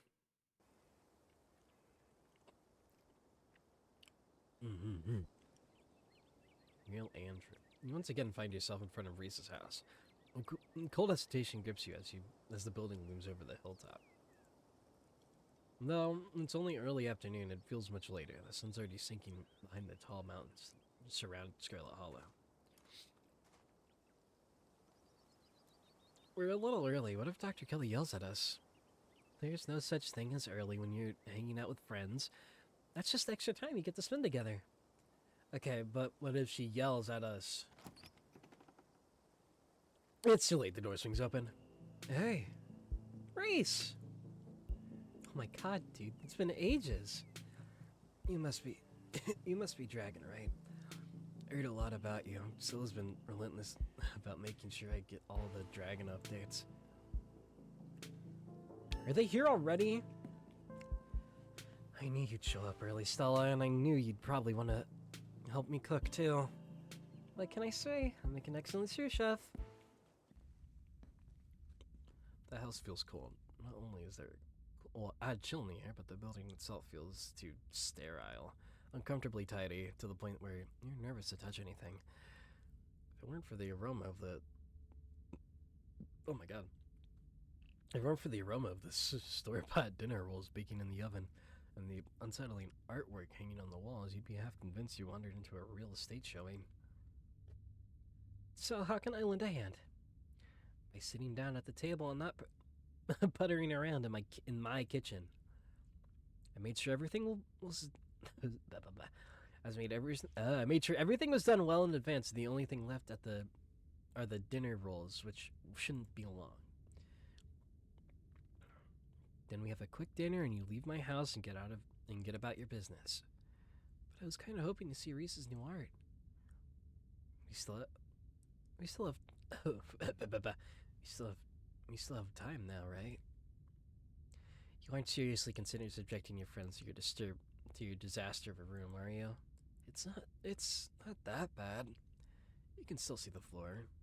Dr. Kelly raises a single questioning eyebrow. I don't mind a little mess. Yeah, I doubt it's any worse than the way I keep my room. Yes, okay, fine. As long as you stay out of the kitchen, I don't care what you get up to. Cool. We'll just be downstairs. You don't even know we're here. You make your way towards the basement stairs.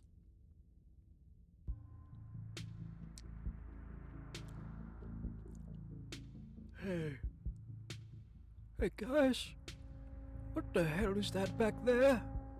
Those look like the freaks. The freaks we saw. What the fuck? The basement is what you might expect out of a tortured artist who spends all his time confined to a studio. Discarded canvases line its edges, while trash and sketches leak out from their piles in the corner.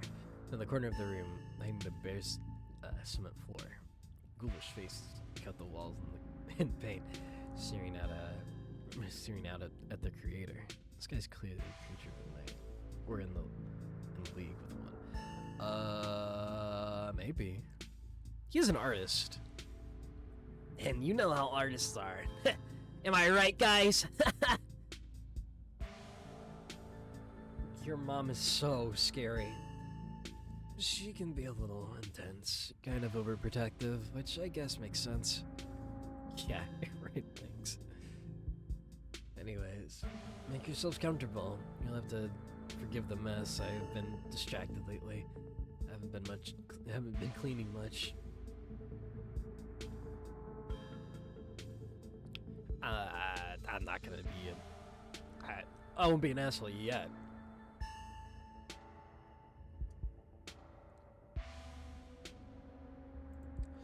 So, Estelle told you about everything that's happened the past couple of days. She's told me all about what you guys have found out there. I wish I could see some of it myself, but, you know. He gestures in futility towards the walls of the basement. Are you sure you can't just sneak out one of these nights? The dog isn't keeping me prisoner here still. I'm sick, you know that. I'm sorry, man. I didn't mean to. There's nothing to apologize for. And I appreciate the effort. Really, I do. There's just nothing you can really rescue me from. The die is already cast. But we were talking about the past couple of days, weren't we?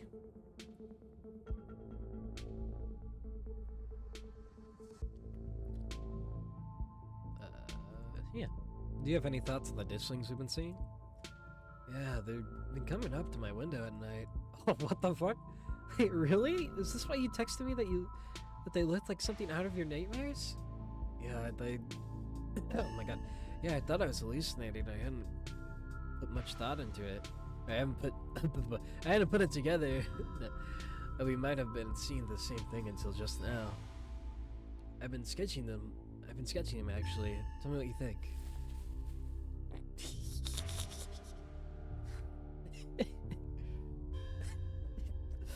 They're so just clay-esque. Dude! They remind me of the pastor! He's a ditchling! That's what it is. That's why I don't like him. He looks like a ditchling.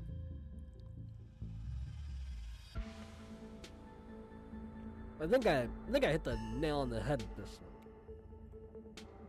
one. What? He does! You're telling me that this one right here doesn't give off his energy? Like, not even a little bit?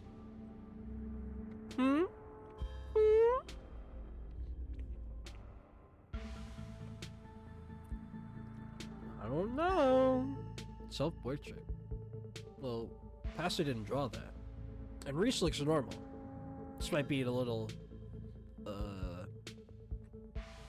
frail.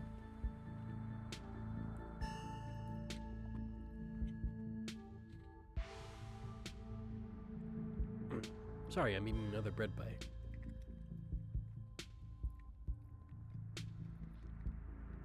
He got that Wendigo build. I don't think that's his choice. Something, illness, something. I can't dog on him too much for this one. He pulls out a sketchbook from one of the piles in his room. Though my brother's nails are kind of... long. What's going on there? Okay, that's exactly what I saw on my way home last night. What does it mean that they've been lurking around here, though? What does it mean that they've been lurking around here, though? Wait for. He's like that sick room from Persona 3. Wait, I don't know. Sorry, bro. That's a character I don't remember. Hate to see it. I don't know, but I like the company. They're kind of beautiful in a sad way, if you ask me. I agree to disagree with you there. Those things are gonna be stuck in my nightmares until the day I die.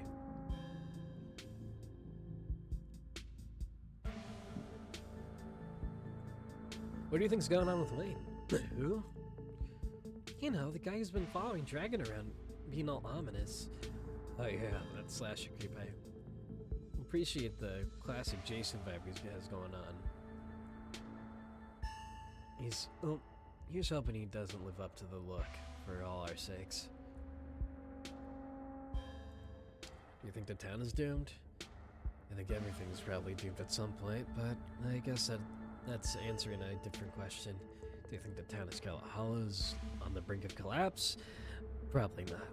But it's not like I have a lot of perceptive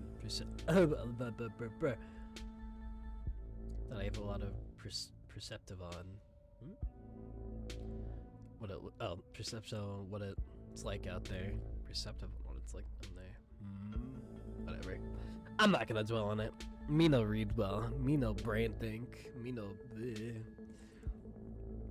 It could be rioting. It could be rioting on Main Street, and if Stella or Doc didn't tell me, hey, just wouldn't know. I would totally tell you if there was a riot. Would Dr. Kelly tell you though?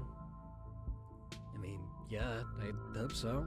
But the point I'm trying to make is that other people are my eyes out there. What do you think of my cousin? She was always so distant and mean. I probably would have thought she had it out for me personally, if she wasn't like that towards everyone, or if I thought she even knew my name.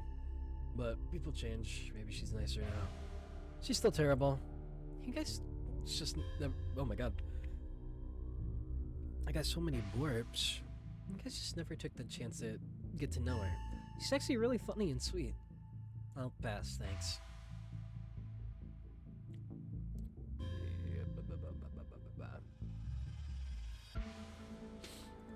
Your whole situation's gotta be rough, sorry. Thanks, but I've been dealing with this kind of thing for a while, so you don't have to feel sorry for me. I've come to terms with the way the rest of my life is gonna be. You're so macabre. Reese. You make it sound like you've been sentenced to death. You haven't, right? Not exactly. No one really knows what's wrong with me, but it's getting worse. It's been getting worse. I can barely keep food down. My skin's always itches like there's some worms crawling around underneath it. I could live for a long time or a short time, no one's sure. But I'm definitely not going to get better. Whatever time I have left is gonna be miserable. So I've done my mourning. My best years are behind me. My future is unknowable, but one day I'll wind up in a pine box. Just like everyone else, and I'm okay with that. Dang, Reese, I may be goth, but there's some real nihilistic shit. We'll make sure to come by more often here. From here on out, friendship heals always, right? Thanks, guys, but you really shouldn't worry about me. I have my art. I'm doing fine, really.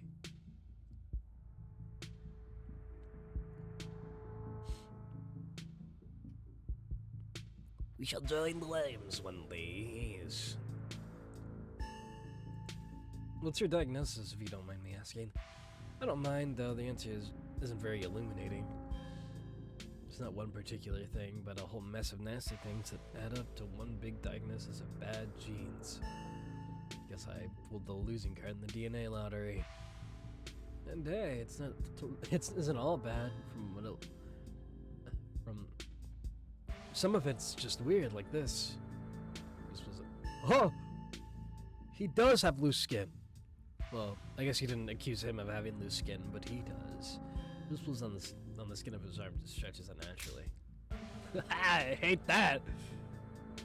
Elasticity, kinda cool, right? Whoa! Does that not hurt? Nope, it feels fine. Like I said, it's been itchy under the skin sometimes, but I don't know if it's the elasticity, the medicine, or some other part of my condition. This guy, you're right. He's a bit strange, yeah. Your art.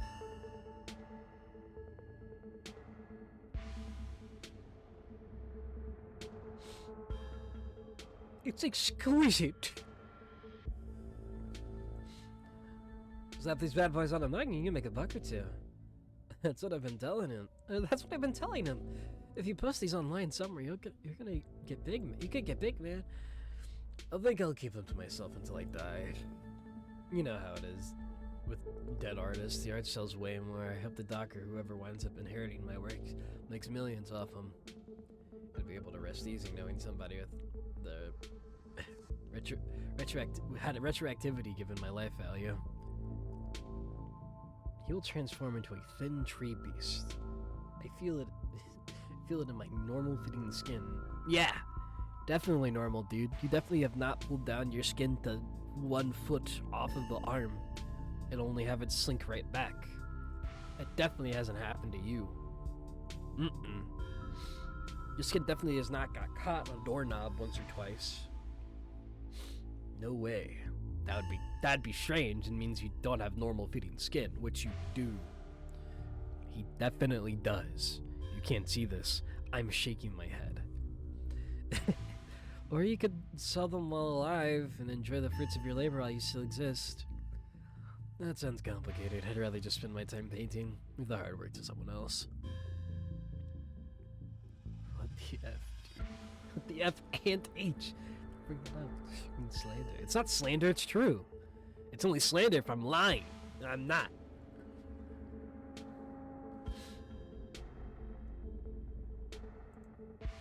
Let's got the movie collection you've got.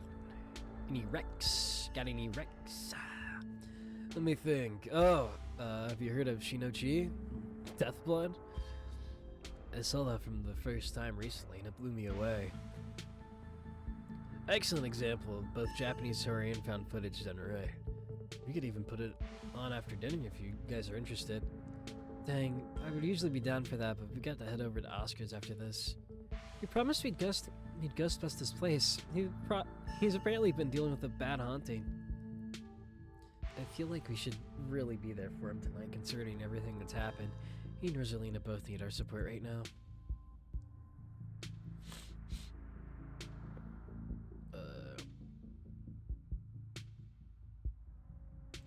I'll take a rain check on the movie, though. Yeah, we'll definitely come by for a movie night this week. I'm free tomorrow night. Same goes for Dragon. I should probably work tomorrow, but I can close up early.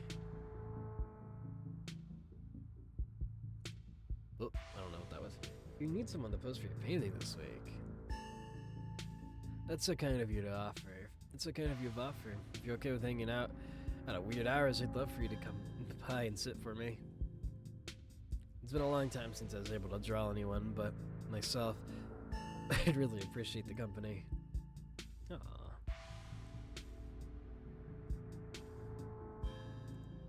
So you three go way back, huh? Almost to the moon. The school here is tiny, 12K, not exactly a one-room schoolhouse, but not far from it. We're lucky we all got along as much as we did. Some kids weren't able to make any friends their own age. These happen to be born around the same time as some real drakes that were stuck with them through their whole school career. Poor kids. Not that we're free from dealing with drakes. A little certain Scarlet I can name. Okay, she's a little rough around the edges, but she's pretty friendly when you get to past that. Maybe to you, the way she used to look at me, you'd think I rolled into something foul every morning before school. Same here, though to be fair, the feeling was more mutual between us. She deserved it though.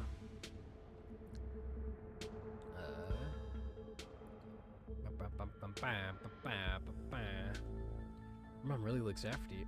Really looks out for you. That's one way to look at it, I guess. It's possible she's getting a bit of an edge lately. I think my condition has been stressing her out a lot. It used to be something that she thought she could fix, but I think she kind of accepted that it's just something we have to manage. But even if she's a little harsh, she means well. It's like you said, she's looking out for me. No.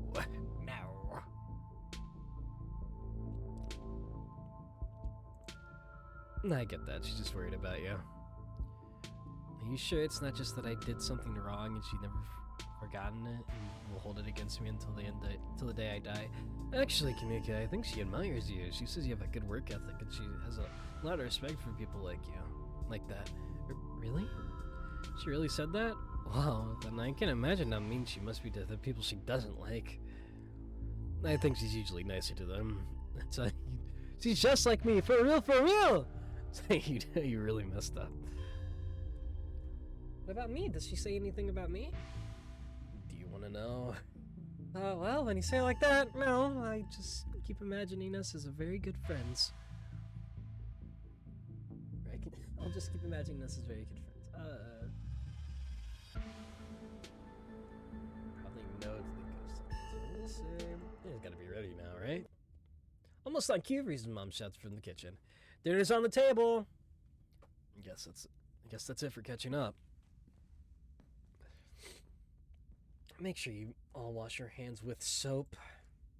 I don't want anyone sharing their germs at the dinner table. Sure thing, Doc. I already washed my hands. Yes, ma'am. You make your way towards the sink, but are stopped in your tracks by the pull of an odd door at the end of the hallway. It feels out of place, like you accidentally wandered into a different, older house, but more than that, you feel something radiating out from behind it, something dark and cold. Something that reminds you of the dusty tunnels you narrowly escaped last night. An oppressive hum just beyond your hearing fills the air. You feel strange. You're compelled to approach the door, drawn in as if hypnotized. A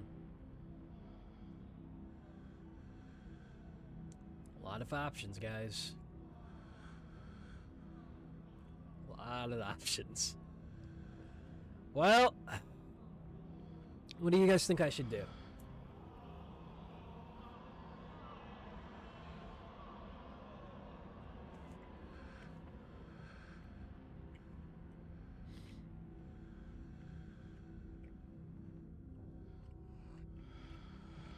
I should think about. I mean, I know there's a lot of choices that you can make. I think open it. You think so? I don't know. It seems a little spooky.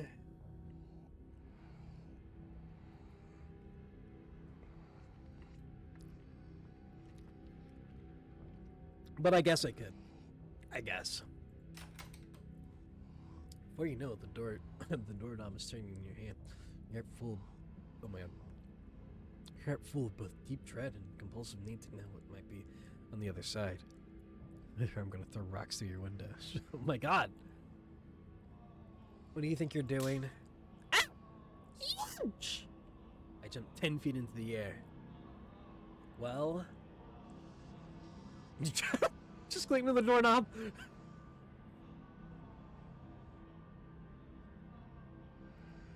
There's something compelling about this door. No, there isn't. And wash your hands. You won't let her interrupt it. You need to know what's behind that door. Oh no, you don't. Come on, wash your hands and sit down. She grabs you by the shoulders and yanking you away. You do as she says, cleaning up under her watchful eyes and allowing yourself to be ushered. Oh my god, what the fuck? To be ushered back to the table and away from the door. Huh? Dinner is already laid out. Dinner rolls, spaghetti, and a little salad, and a light salad. Kanika anxiously picks at her food.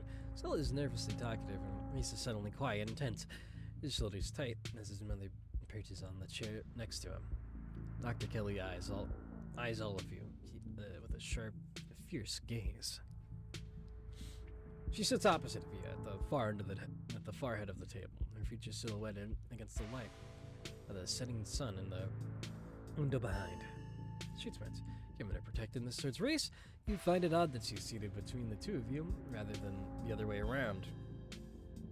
No, he's seated between the two of you, but rather than the other way around. It's almost as though she's guarded, not only towards you and Stella and Kanika, but towards her son as well. Pills. She slides a few tablets towards Reese. He obediently swallows them. This is excellent, Dr. Kelly. Was the pasta sauce homemade? No, it's from a jar. I worked too many hours to make my own pasta sauce. Well, you have excellent taste in brands, and if you ever want any tips on easy homemade pasta sauce, you know No thanks, Stella. I have the internet if I need recipes. Thanks for having us, Dr. Kelly. We really appreciate it.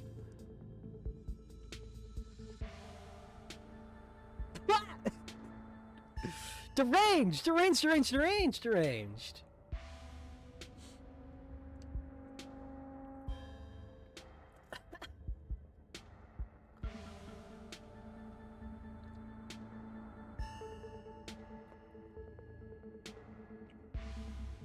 No!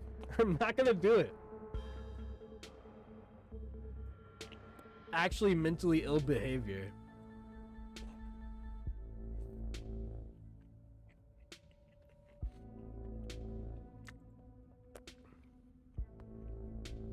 We're not saying that she's poisoning her son. We're not implying that she's poisoning her son.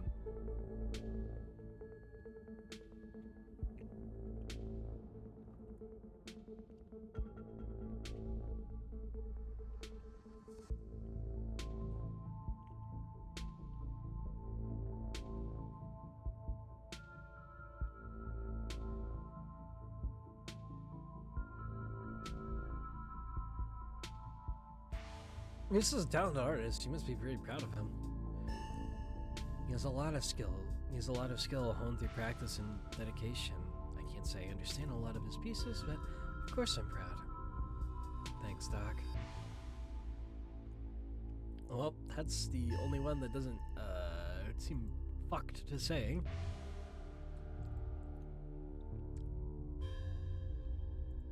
Thanks for putting this together, Dr. Kelly. I don't usually have to cook for so many people. I'm just glad there's enough for everyone.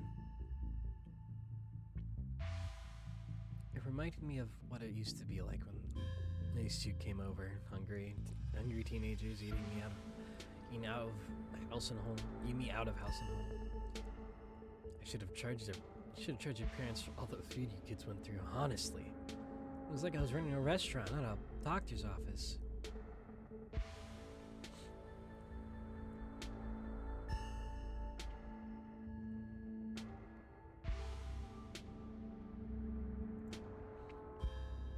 Where's Stella and Kanika like as kids? Nosy and messy like all kids. There's some wistful look in her eyes, like she comes back to some brighter time in her life. Kanika softens too. Her shoulders lowered from the defensive place by her ears. And they always had those little projects, videos or crafts or animal rescues, whatever it was. They had captured their imaginations that week. The glimmer of joy in the corner of her eye fades. Her glower returns in its place. So, like I said, noisy and messy. Didn't we bring a dead squirrel into your house once? My god, not the squirrel. I remember the squirrel. Didn't you think the doc... Didn't you think the doc could Frankenstein it back to life or something? I was like 12. I was really susceptible to what I saw in the media and very sad about the squirrel. That was one of those things that keeps me up at night.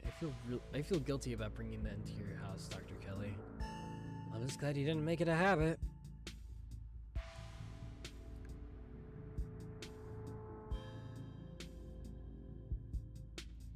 My cousin says she admires you.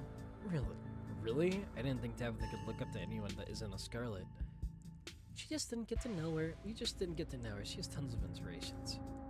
Rockefeller, Carnegie, Ford. That's even worse. She admires me so much, she shouldn't be afraid to come in for a yearly physical. Especially since her aunt and now her mother both passed away at such relatively young ages. I think the women of this previous generation fared even worse than that. I can't remember the last time I saw her in my office. She should get her priorities straight. You can tell her I said that. Maybe she'll listen to family.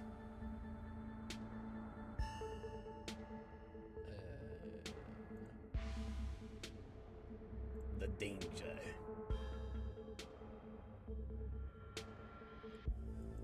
Does anyone come in suffering from hallucinations? I'm not at liberty to discuss private medical information. Are you sure? Not even a little bit? It could help our investigation into the strange goings on. It's not like you have to name names. Investigation into what? The mind collapse? I think this is best left to the professionals, Stella. Not someone who runs around in the woods with a camera recorder. We saw some stuff down in the mines last night, and I can't really explain, Dr. Kelly. I can't really explain. Maybe if we knew if there were any miners suffering from hallucinations, we could just rule it up to gas leaks. But you were in an abandoned mine. The chances that you were huffing something dangerous and hallucinatory are through the roof. Leave it at that and treat it as the condition it was, not like some kind of mystery to unravel.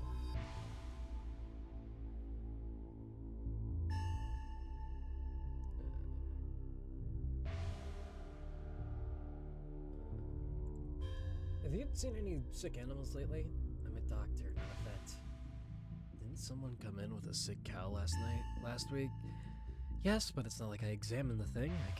I told him that I told them what I just told you and sent them on their way. He said it had lumps.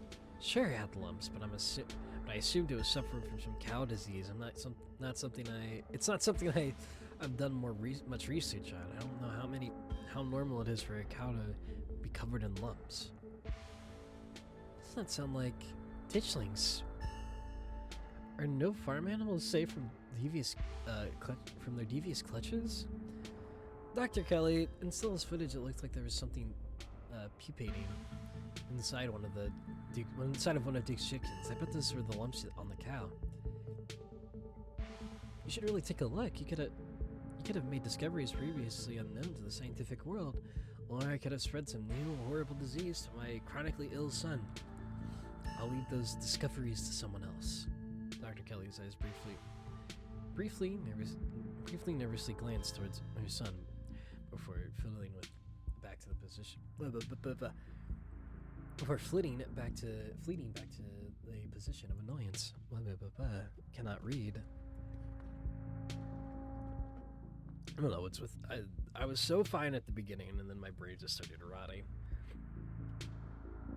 You can't help but feel like what you saw went beyond compassionate worry to be genuine fear. Oh, maybe he is a creature of the night. Wait a fucking second. Maybe he is a creature of the night. Hold on. He's sick. He has freaking claws. Shut up. I mean, yes, but shut up. He has pointed ears. We got the freaking Nosferatu on our hands, guys. A Strigoi, even.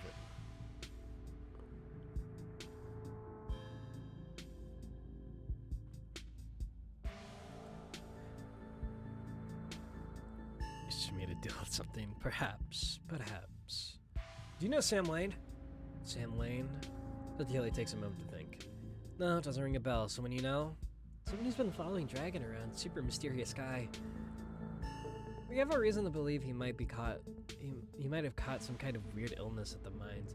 He definitely looks like he could use medical help, so please let us know if he shows up or anything. If there's something harassing you, if there's someone harassing you, you should get the police involved. This isn't any of my business.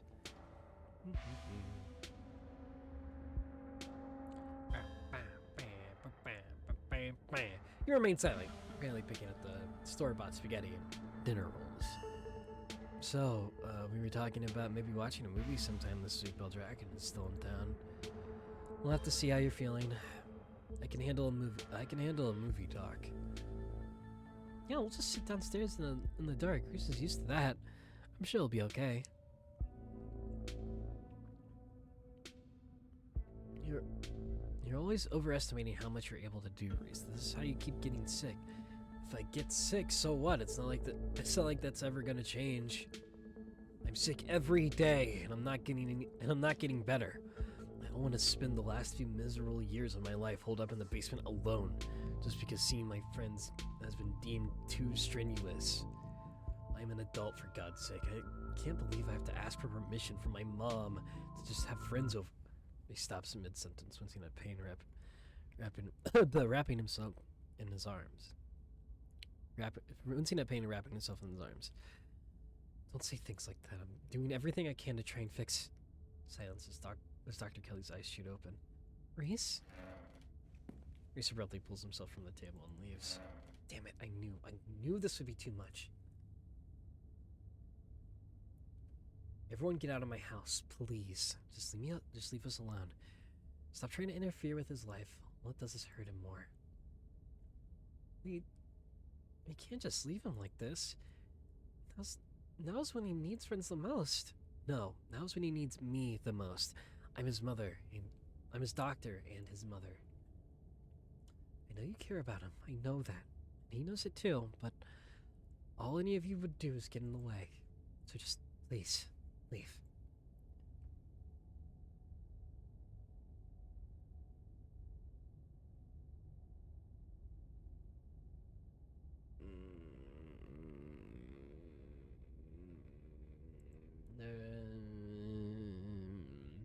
Sorry, get out of your way. Good. The few of you are rushed out the door. The rest of the door. We'll be back, Reese. I hope you feel better. Soon. Dr. Kelly shuts the door in your faces. The click of the lock signaled the end of your dinner at Reese's. Something weird happened. Something weird happened when I went to wash my hands. I was forced to try and open and break into the clinic. Worst? How? It's like something was making me go there. I wonder, was it like that carving in the pit last night before you had the seizure? It was kind of like you were hypnotized. I wasn't there, but I guess I'll take your word on it. Hypnotism seems like a step from what we've been dealing with, though. I mean, I don't know. A lot happened last night, but the whole thing has been very, trance-like. It was very trance-like. I guess it was kind of similar. What if there's another carving in there? That'd be so weird. If there is, I wonder if it'd give you another vision. Maybe those things have something to do with the ditchlings. You're not suggesting we go poking around in there, are you? Of course I am. Maybe tomorrow. I am not breaking into the Dr. Kelly's clinic based on a bad vibe Dragon got. Did any of you get the impression that Dr. Kelly was afraid of Reese? She never turned her back towards him. Are you sure she wasn't just overprotective? I'm sure that's all that's going on, and she has every right to be. I mean, poor guy took 2 bites of food and got sick immediately. I can't imagine what that's like for both of them to go through. Yeah, but if she was being overprotective, she would have sat between us and him. She had her back to the window. That's interesting. If anyone should be afraid of anyone in that house, we should be afraid of his mom. I think you're both reading into things too much. Dr. Kelly's a good person. Look, I'm just saying maybe there's more to their dynamic than just him being sick, but It's not like there's much we can do about it right now. We could probably go back and forth on this for a while.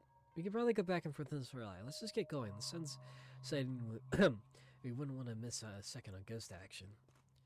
Stella hurries off to the hills, almost as if to run away from what just happened. You and Kanika follow her down the slowly darkening street. Lit by the orange hues of the setting sun, the library feels different. What was once a quaint building in a small town now stands as an imposing structure, its walls holding something that stares back at you with menace. Maybe Stella's right. Maybe ghosts aren't real. The rest of the night's gonna be a pleasant break from the events of the past few days. You can't help but feel like you're about to walk into a slasher movie. You run through a mental list of everyone who's joining you, trying to figure out if you make it to the end. Are you kidding? Order doesn't matter. Stella and Kanika are probably the final girl. Before you enter, a pair of figures in the nearby bush catches your eye. You can't help but feel with every passing day that teachings grow. There the fuck! What the hell? Hey, what? Guys, they're right there! You can't help but feel with every passing day that teachings grow bolder. Like the gate.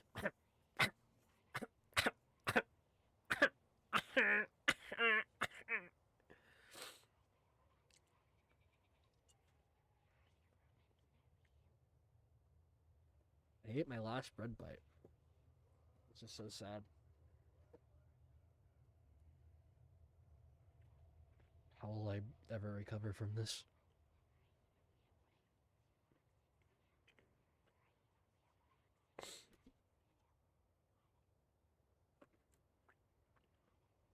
Is that another one, or is that a leaf? I think that's another one down there. Oh, and up there! I feel like I'm playing Where's Waldo? Are there any more? Is it just the 4?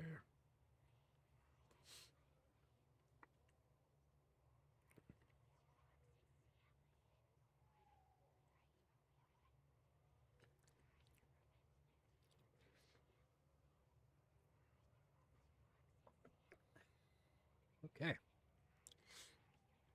Time to keep going. Into the library. Just as its exterior was intimidating in the setting sun, the inside of the library is dark. Its shadows deep and foreboding. The meet and greet with the mayor ended quite some time ago, and the throngs of visitors took whatever joy was in this place with them as they left. Hey, Oscar! Are you back yet? Shh, you can't yell in a library. It's against the rules. It's after hours. Rules only apply before 5 p.m. Now it's our domain. Hey. You're here sooner than I expected. Hope dinner went okay. Yeah, it was okay. Reese wasn't feeling up for a longer hangout, unfortunately. I'm sorry to hear that. It's okay. It just means we have more time to hunt ghosts. I've come fully loaded. Got my EMF reader, temperature gauge, spirit box, infrared camera, UV light, video camera, salt, flashlights for everybody in case the ghost messes with the electricity, parabolic microphone, Sharpies and paper for automatic writing, matches and candles for rituals. Oh, and a Ouija board. And other toys, but you never know what might come in handy. Wow, that's a lot of ghost hunting stuff for something that was so last minute.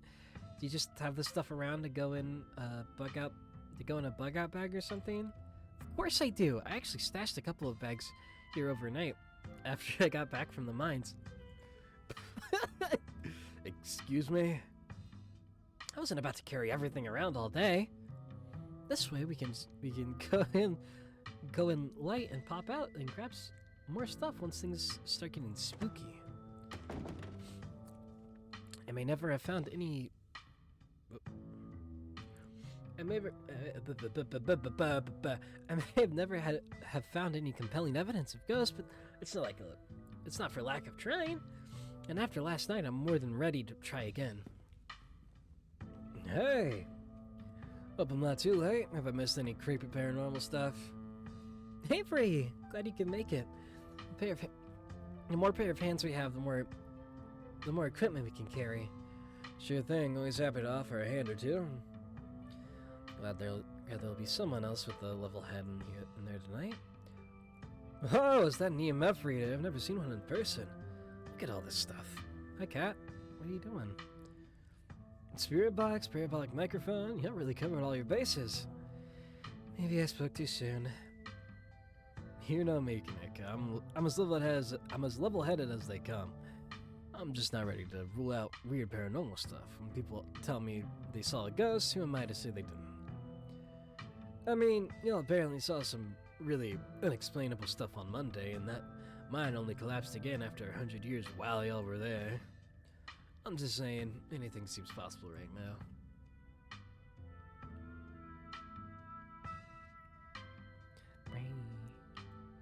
And I've got a bad feeling about this. There were ditch things in the bushes outside.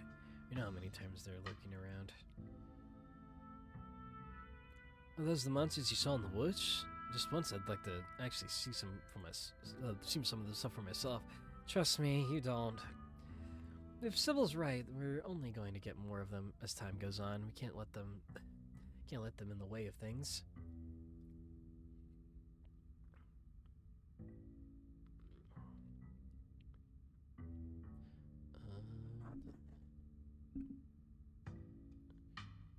Stuff you saw last year, probably just guess things.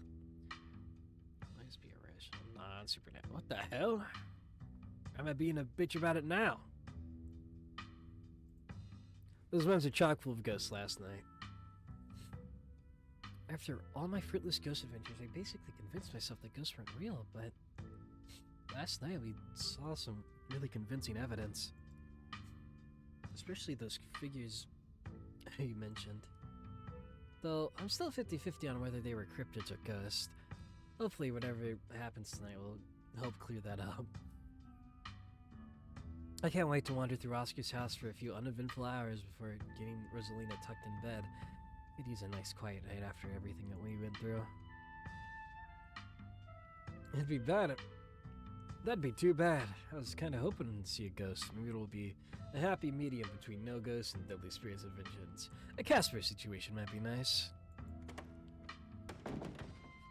I envy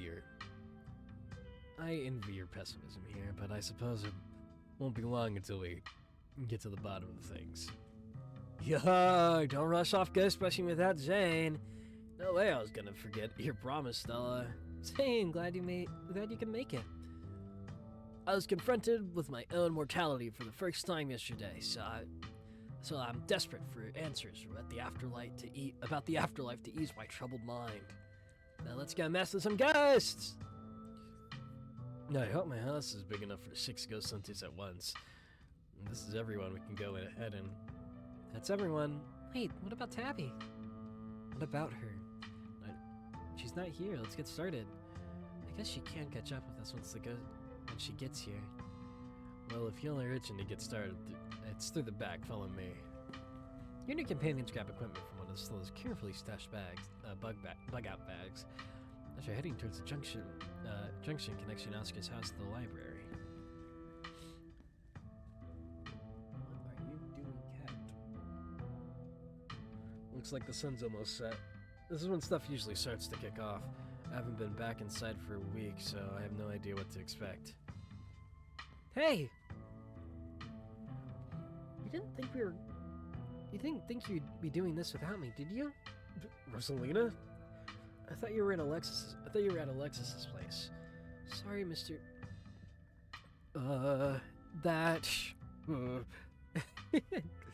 She's really convincing. Oh, hi, Zane, what's up? Yeah.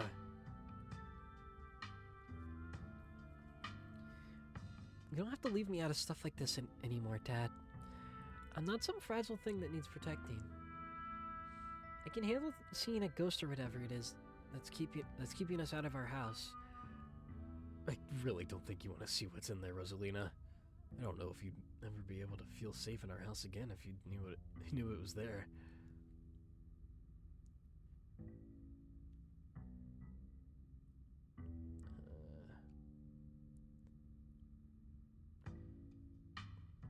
how many bodies do we want to keep track of? Because I'm just saying, the number keeps getting bigger and bigger with every event that we get into. And something seems to happen.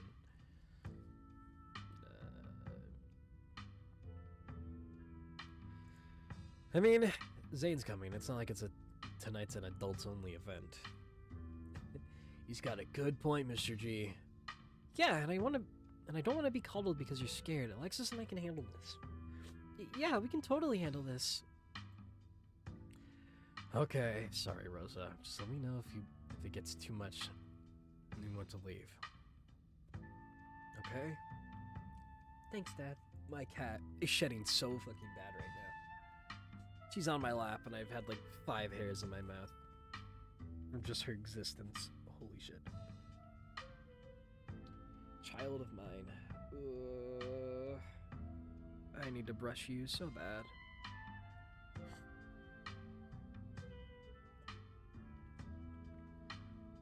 Now let's get our house back. You all cross over the threshold and enter Oscar's living room. Family photos line the walls and stacks of books sit comfortably on the wooden furniture. Aside from the painting on the floor, the living room feels too normal, too human to be haunted. Okay, looks pretty normal for now. I don't remember the picture being on the floor, but that could be not supernatural. None of my equipment is picking up anything around the picture. But I'll set up a camera in case it falls again. Could be important evidence.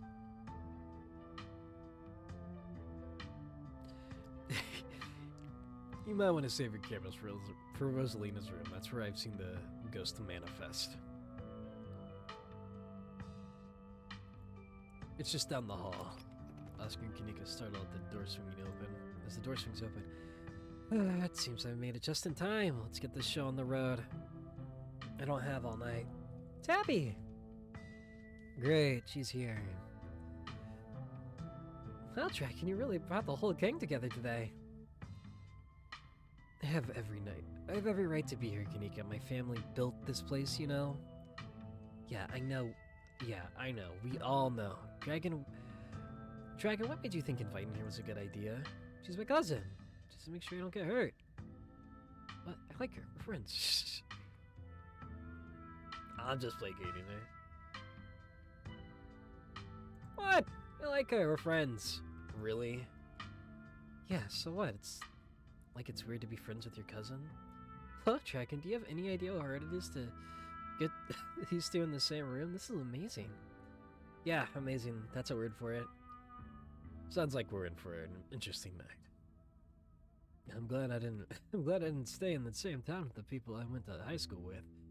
No wonder small towns have so much drama. I wonder if the ghosts will even show with this many people around. Wait, is it just me or does it suddenly feel cooler? It sure does. I definitely feel that. Same, I got chills.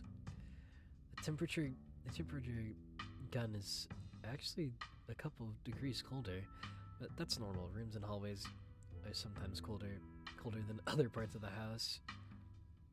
Whoa, a genuine cold spot. I gotta snap a pic of this for posterity.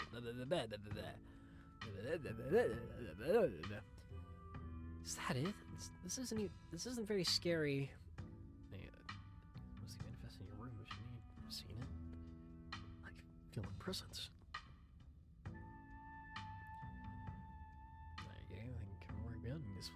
Yes, can we do this shit? All right, gang. I think we'll cover more ground if we split up and search for clues. Oh, if that's the case, then I call dibs on Tabby. Fine, but Dragon is coming along too. The three of us can search the least dangerous room, like a bathroom or a closet. If you're splitting up, I'll be the one sticking by Dragon and Tabitha, not you. Not that it matters though, because we're not doing that. Ghosts or no, splitting up is always a recipe for disaster. Yeah, you're probably right. If we discover a ghost here, we should all discover it together. That's not exactly the angle I was going for, but okay. Yeah, once we find a ghost, how are we gonna get rid of it? Like, how does one bust such a thing? Well, my ghost sighting kit is a symbol for every major religion, assorted holy books, a bunch of salt, and some jars for ectoplasm. And if worst comes to worst, we can always use the Ouija board to politely ask it to leave.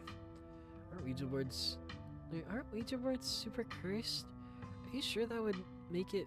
Are you sure that wouldn't make it mad or invite a demon into the house or something? Ouija boards are toys. Their only power they have is scaring kids at slumber parties. That sounds like fun to me. We might as well try it, right? That's the worst that could happen. We make the ghost man and he gives us more evidence. Sounds like a win-win. I think I'd rather not take that chance. One ghost is enough to deal with. I don't much like the thought of opening a door for something worse. Wow, you've never been this superstitious, Dad. This ghost really must have freaked you out. Okay. Oscar takes a deep breath before continuing. Let's hit the Rosalina's room. Follow me. They're fighting over you. Don't say that, dude! Stop! It's gonna be bad enough when I still away from Tabitha, because obviously, but it's... The feeling again, like the mines, the door to the clinic, dusty, suffocating, dizzying feeling. Something in this house. Though, whether it's a ghost or something worse, you aren't sure. Oh. Is this where it... This is where I've seen it. It appears on top of that, of the stain. Yeesh, it gotta be tough to scrub out. Doesn't the county own this house? Do they know the damage about you know about the damaged carpet? Have you seen your house? I don't see how that's relevant. Weird, I'm not getting anything. It's not even cold. It's the same temperature as the living room. Nothing in EMF. Nothing on the EMF either. Then your equipment is wrong. This thing is definitely paranormal. I scrubbed it out too many times to count. It just appears. And it just keeps coming back. It's just a stain, Dad. Can we just cover it up? I don't mind sleeping in here. Maybe we can scrub it out first. Could be the paranormal stuff will activate if we give it a reason to. Oh, good idea! I've never heard of a bleach-activated ghost before. Don't use bleach to clean a carpet, Tabitha. Whatever, how am I supposed to know? But everybody gets to learn how to clean things. If y'all are offering for carpet cleaning, be my guest. Have you tried tearing up the carpet? In a house owned by the government? No, I'm not messing with their carpet. I'd rather scrub ghost blood out every day than let the government take me to court for destroying their property. Don't worry, I'm sure they'll just take you to court for neglect instead. Did it not occur to you that there could be a leaky pipe under the floor? I hate to agree with Tabitha on something, but some kind of structural damage does seem likely. Tearing up the carpet doesn't seem like such a bad idea. Plus, there's might be something written under there in blood. Well, you want me to be sure?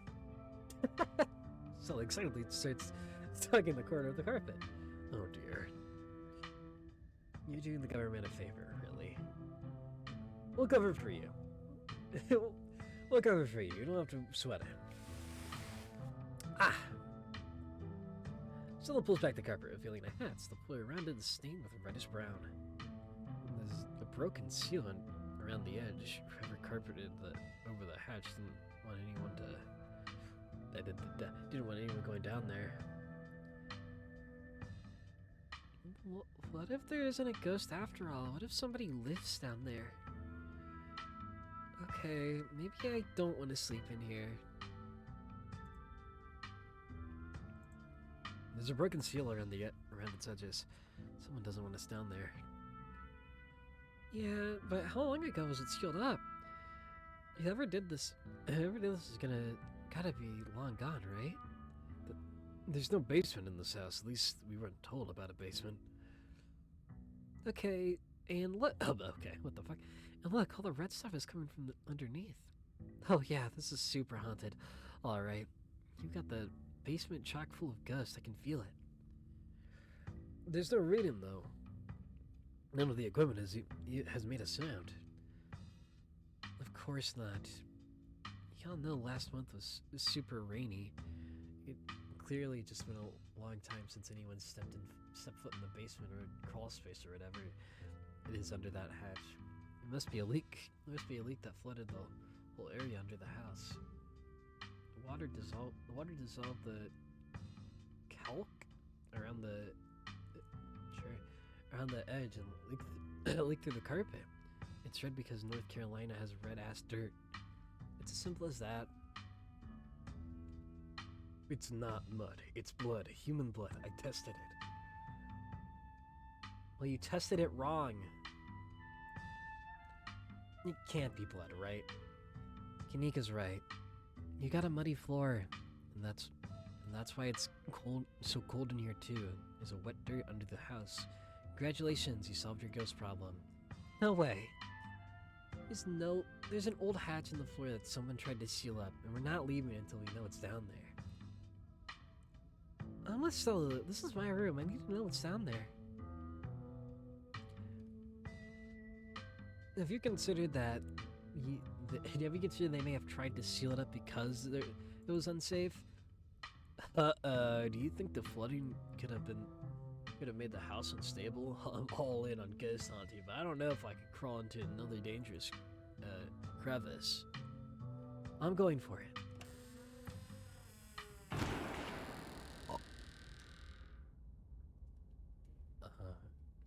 Huh?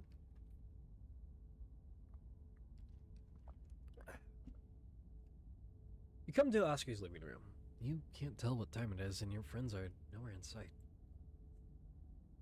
The building feels colder, and there's something about the air that feels wrong. It's stale, with an undercurrent of mold and earth. It makes you feel claustrophobic, as though you're in a coffin, each breath depleting with what little oxygen is left.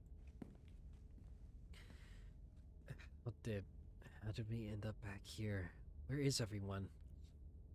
Did we pass out again? Was there a gas leak in the basement or something?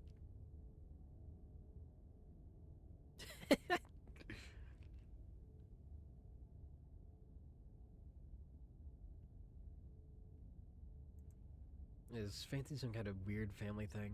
Is there a genetic condition I need to be worried about? That I'm aware of. Nothing like that has happened before you got to town. Who knows what sort of nastiness is festering in that basement? Okay, but it wasn't just the basement that we passed out in. Tabby. Your cousin marches to the front door and opens it. Why does it look like Oscar's house is in front of us? Didn't we just leave? I must just be misremembering things. Let's go.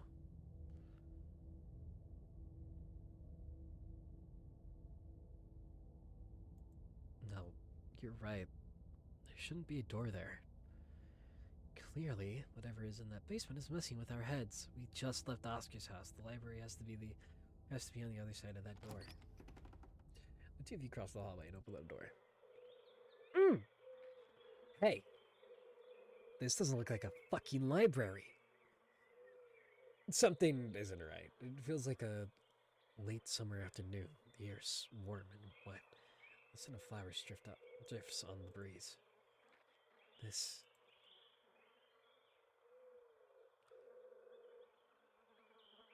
Oh. Tabitha, please tell I'm not the only one seeing that scratchy shadow in the distance. You're not. What the hell is that thing? Am I having a stroke? Are you having a stroke? Are we both having the same stroke at the same time? Behind the thorns?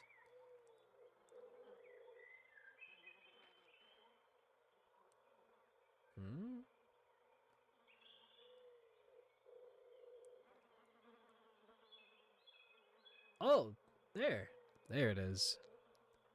It's the ditchling.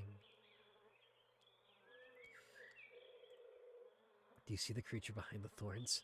It's one of the bad omens Stella and I found in the woods. Ew.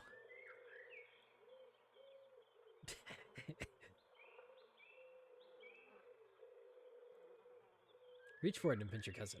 Ow! Hey! What was that for? Still, remember that you're supposed to pinch yourself to see if you're dreaming. Nothing glares at you. There's gotta be an exit somewhere. We just have to look. Wait.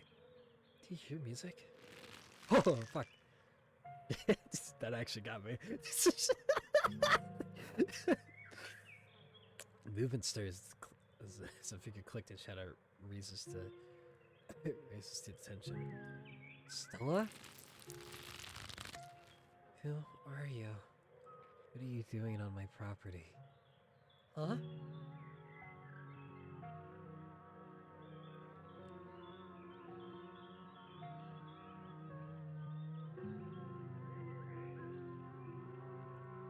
Huh?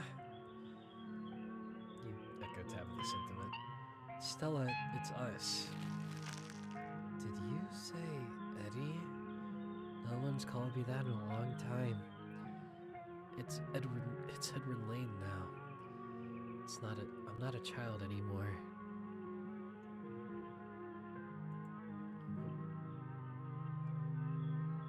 Edward, not Edwardine. Eddie. You've gotta be kidding me.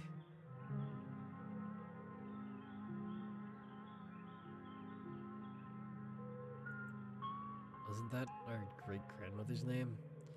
Yes, and Stella knows that. Quit messing with us, Stella. It's not funny. I wish I could say the same. You should have stayed gone. And you absolutely shouldn't have shown up here, of all places. If you're God, I don't think you understand what Father might do.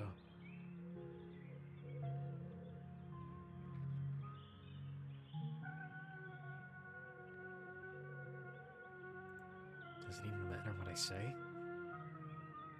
It seems like she's got some kind of script. Maybe once it's done, she'll go back to normal.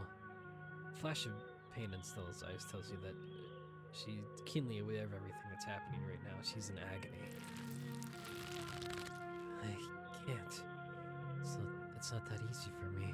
My brothers were sent to Normandy, and now, the only Scarlet left besides Father.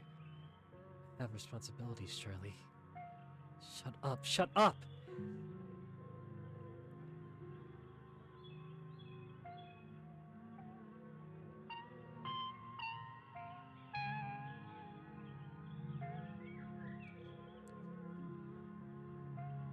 She can't. She's clearly possessed. By what? Ghost! Edwardine Scarlet? Have this tenses. You should just get out of town while you still can. Whatever you came back for, it's not worth it. I'll get you out of here, Stella, I promise. She's gone along with the shadow in the corner of the room. Come on, we have to... You must have taken the wrong door out of the annex. We're getting out of here before anything else happens.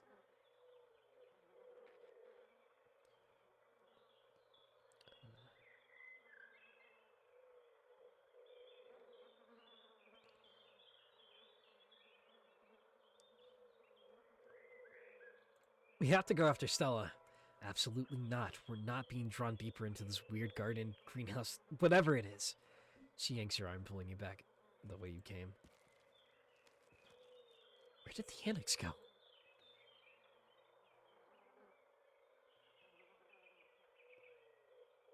Let's try the door.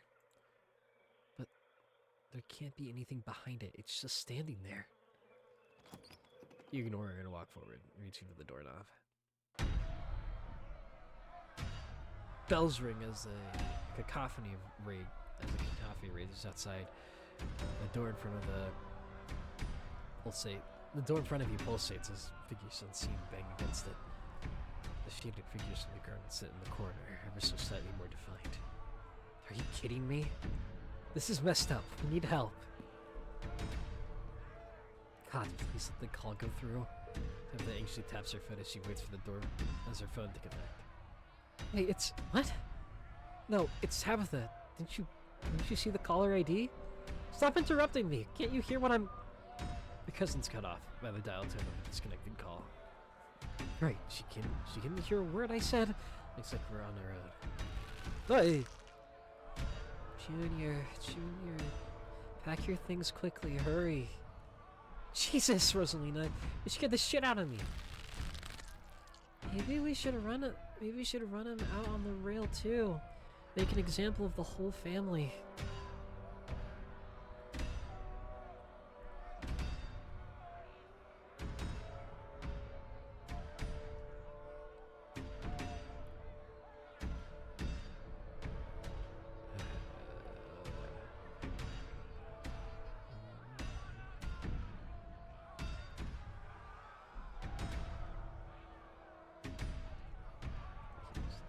You didn't listen to the same. Please, he's only a child. We'll leave peacefully, just give us a little time. There were only children too. My boy was in there. Why should I give Junior here all the time in the world to gather his little toys and fancy clothes? My boy didn't have that kind of luxury. Oh.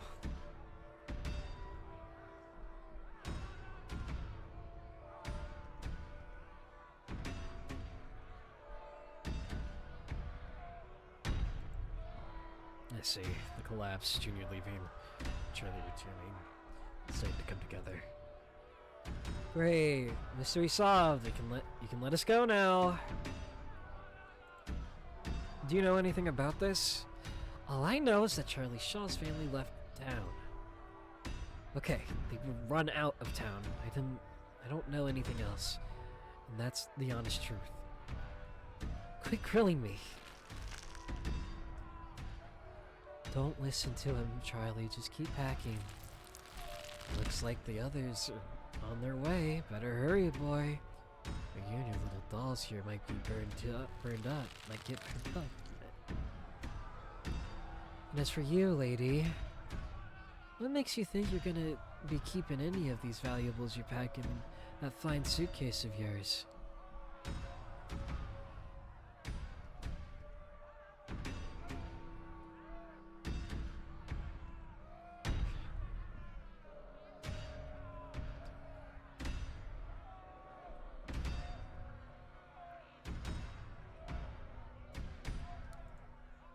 Maybe the ghost is trying to tell us something about the collapse. Maybe Charlie Shaw wasn't the only one responsible. Our family owns the mines, after all. No way we're free from guilt, right? Stuff that happened a century ago is irrelevant. You and I have nothing to do with it.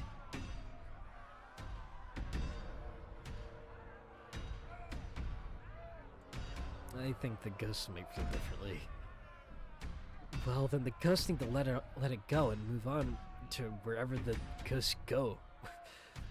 When they're done being so pissed off. Trust me, boy. The coppers ain't coming. The coppers ain't coming here tonight.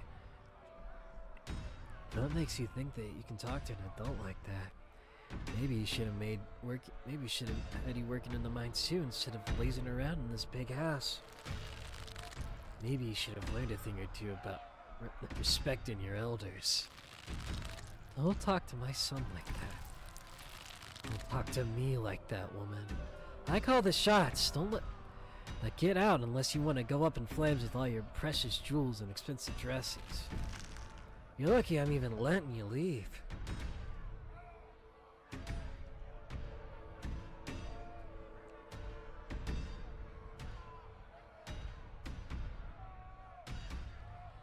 You quietly listen. Continue listening. It's okay, Charlie. You can come home.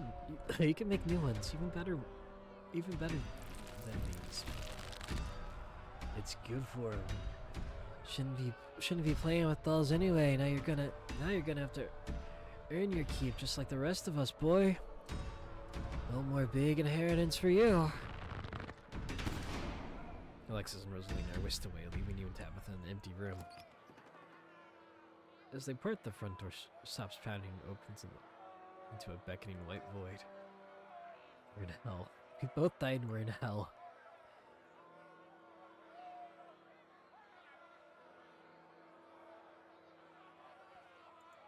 Are we supposed to be Charlie? Is Charlie the ghost? Your guess is as good as mine. Who did you call on the phone earlier? Friend of the family, but not that it matters though. The call didn't go through, so we're on our own. Okay, let's put our heads together. What do we know? There's a freakish light on the wall and on the side. We know that we can't leave, and we know that we're not possessed, at least as far as we can tell. And whatever we saw in the room at least happened right after the Shaw mine collapse in 1918. I think the only option on the table is for us right now is to keep doing what it wants us to do. Maybe we'll stop at some point, or maybe we'll figure out a way to escape. There's so many ditchlings here. Yeah, these things are horrible. No wonder you were too scared to come back to the estate on Monday. Alright, there's only one way to get to the end of this, shall we? Yeah, let's get this over with. You and Tabitha walk up to where the pounding door used to stand. Or where the pounding door used to stand. And step inside the void. Or into this void.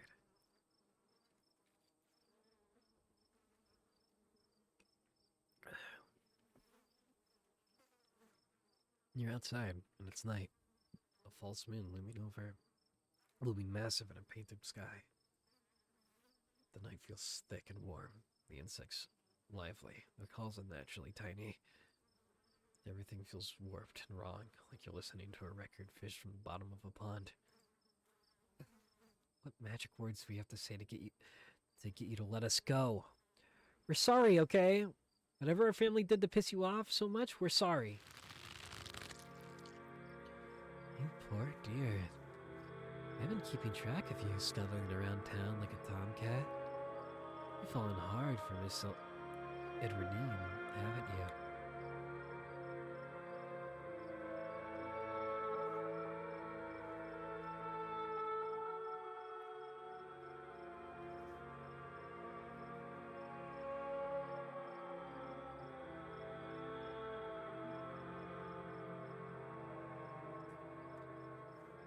These scenes are all scattered.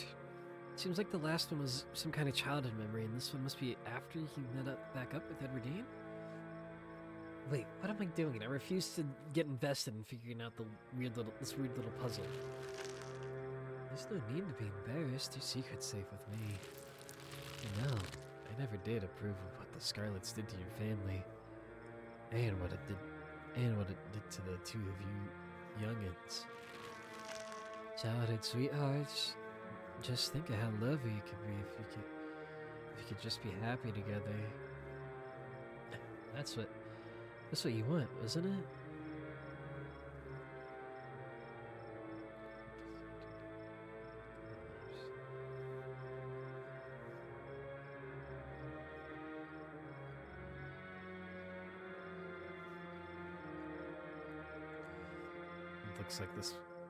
Looks like there's more to this haunting other than the collapse. I don't think I want to know much about some wing my great-grandmother had. This is definitely too much information. And it really has nothing to do with me.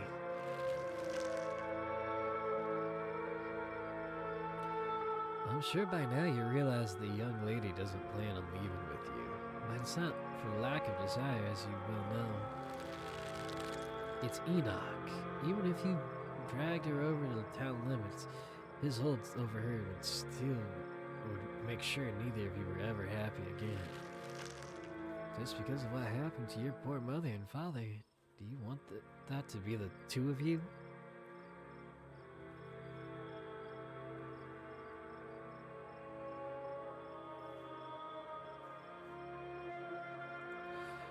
What do you know about Enoch, Tabitha? Our great-great-grandfather, he was in charge of the mines when they collapsed. Besides that, I don't actually know much about that man.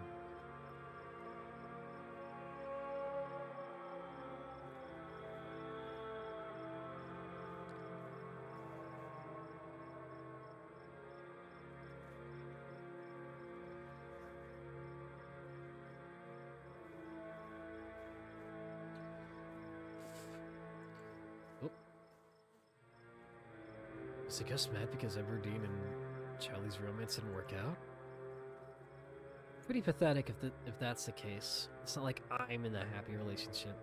But at least I'm not making it someone else's problem. The powers at work here are stronger than even your love can withstand. You need to break the bonds holding you here. And you can both be free. No more misfortune, not for you. Not for anyone else bold enough to step foot outside the holler. Kanika Mime's handing you something, though her hands is something. Everything you need to know is on that map.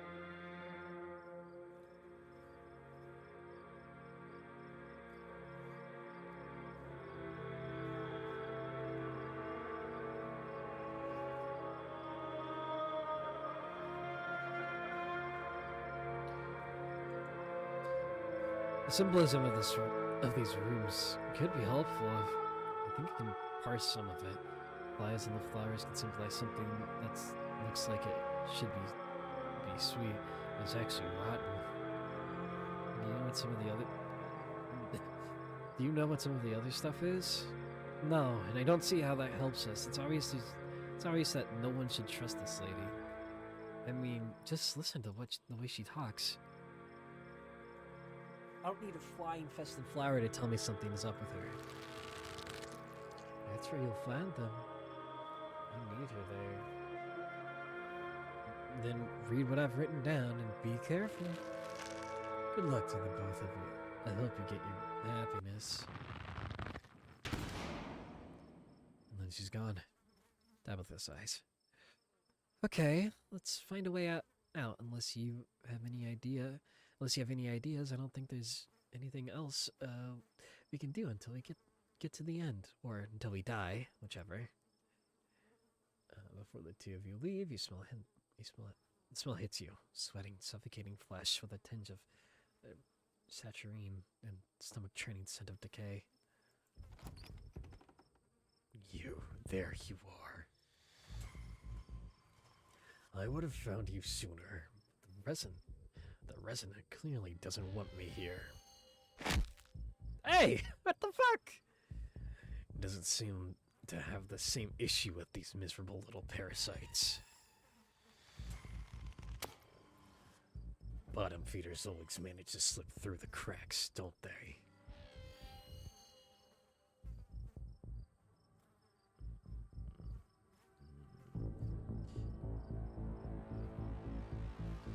How'd you get in here?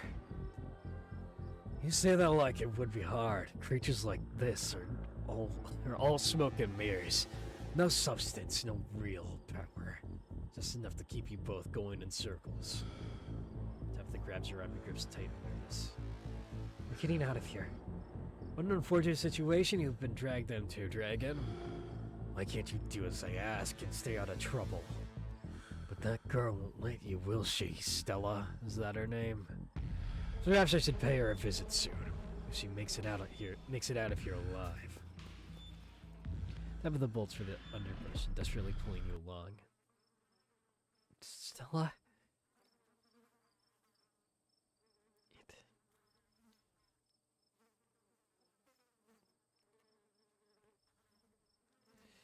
It? You either know something about Wayne that I don't, or you have a pretty interesting coping mechanism. That thing isn't Sam Wayne. Couldn't you smell it? Can we please go and just drop it? I don't want to spend another second thinking about whatever we just saw.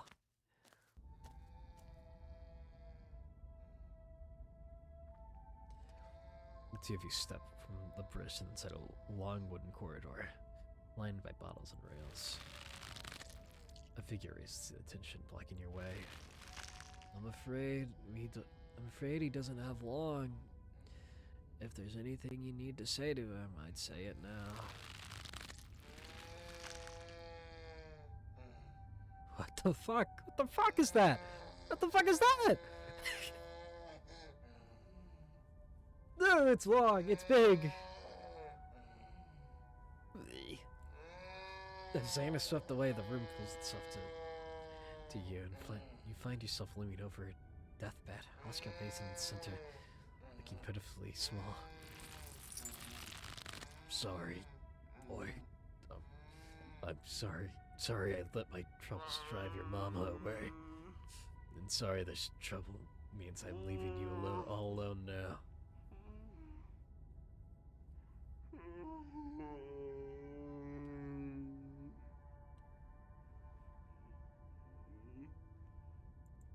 Oscar, I'm so sorry. This looks especially painful, like an emotional level. Even if everyone else could understand what we were saying, I wonder if he can even hear us. Damn it, Junior, how many times do I have to tell you? I tried to stop it from happening. That damn snake Enoch went behind my back. Oh, what bullshit.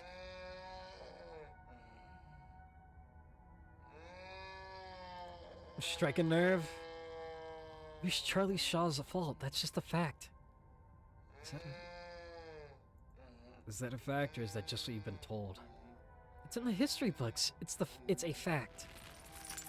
You're right. I've been using that excuse for too many years. At a certain point, a man has to accept when he's dug his own grave. They may have run me out. They didn't put the bottle in my hand. Still, they destroyed our legacy, boy. Both our names are cursed with that history. I'll be dead and gone soon, but I won't be able to rest. Not until our name's cleared. Not until you can pass on the name that with pride. This is my only request, Charlie. Go back there, tell people the truth. Try and find proof. I don't know what you'll have to do, but please. No, I ain't been the best father, but I am no murderer.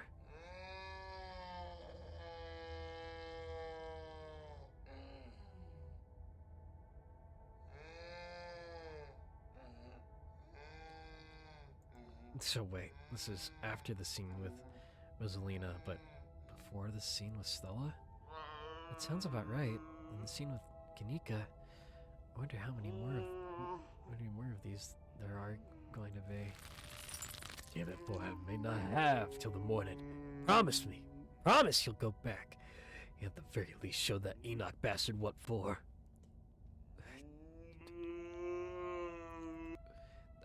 I promise. He watches Oscar's body, sees and falls to the sheets, taking a rattling pile of bottles with him. The ghost is so full of it.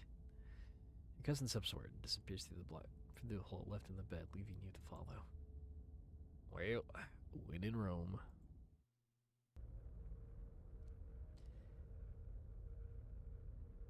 Hey. That window's slightly ajar. Hey. Can it fucking not be there?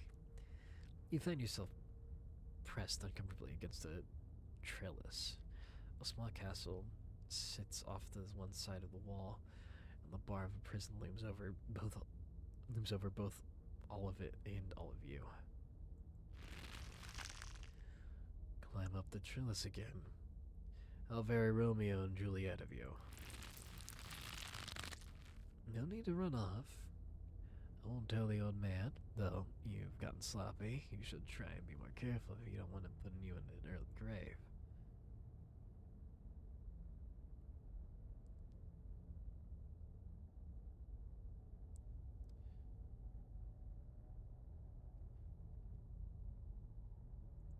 Are the bars metaphorical, or are they real? You keep asking me things like I know any better than you do. We both have been seeing the same rooms. You do know. You wouldn't be so nervous if you didn't. I'm nervous because we're trapped in a ghost realm and forced to watch a bunch of skits where real human beings are being used as puppets. Get off my back. For all we know, none of this even happened. And even if any of this did happen, who's to say that this is even close to an accurate interpretation? Watching the memories of a dead man. No, not one of your brothers, some prisoner. Another victim of the Scarlet's lies. Like you, Charles Shaw. be straight with me, Tabitha. What do you know? Okay, fine. Sure, maybe it's possible the old Scarlets at Charles Shaw take the rap when they could have stepped up and taken more responsibility. Why do you think I know? Why do you think I'd know the details? That sort of secret people tend to keep to their graves.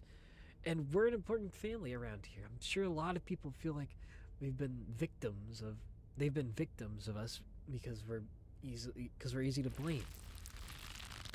For me, a generation makes no difference. His blood runs in your veins, does it not? And now it runs in hers. Yes, it seems your little tryst bore fruit. And oh, will you ever be in trouble when the old man finds out? Have those eyes go wide.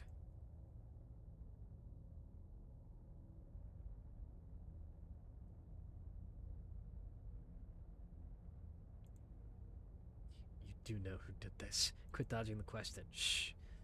Let it talk. I think this might be important.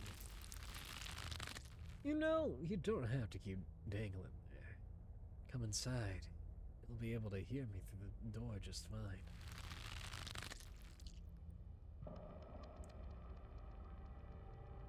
The world around you swirls, and you and Tabitha find yourself pulled to the other side of the wall. A door bound by countless locks and chains pulsating before you.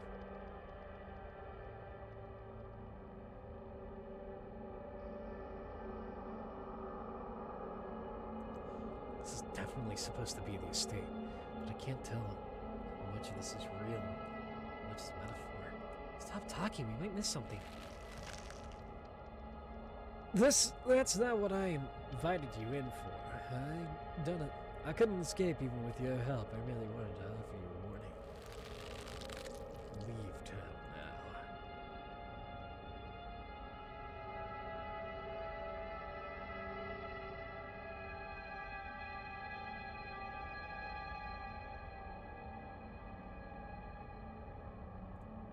Why? Why should I leave? This guy has nobody to blame but himself. You hear that, Ghost? You were given every warning and you could have just left. You can't take her with you. It's not possible. You can only stay and die, but if I were you, I would use my healthy legs and run as far from Scarlet Hollow as possible. I hear the beaches are nice. Why don't you take a permanent vacation there?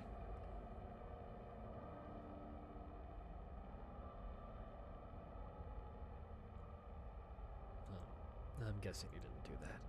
Yeah, in which case the Charlie guy has nobody to blame but himself. Here that goes. You have every warning. You could have just left. You've been talking to the witch then. How very interesting. Charlie, get away from... Charlie, get away from the door. Don't listen to it. Stella?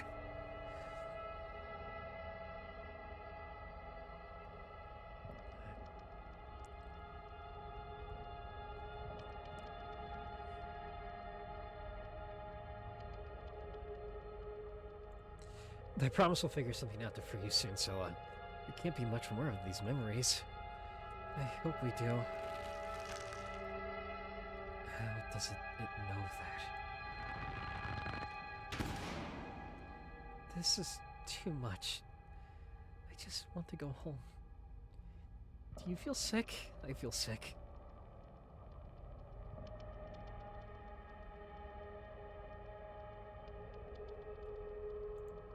Can we talk now? What do you know about this place?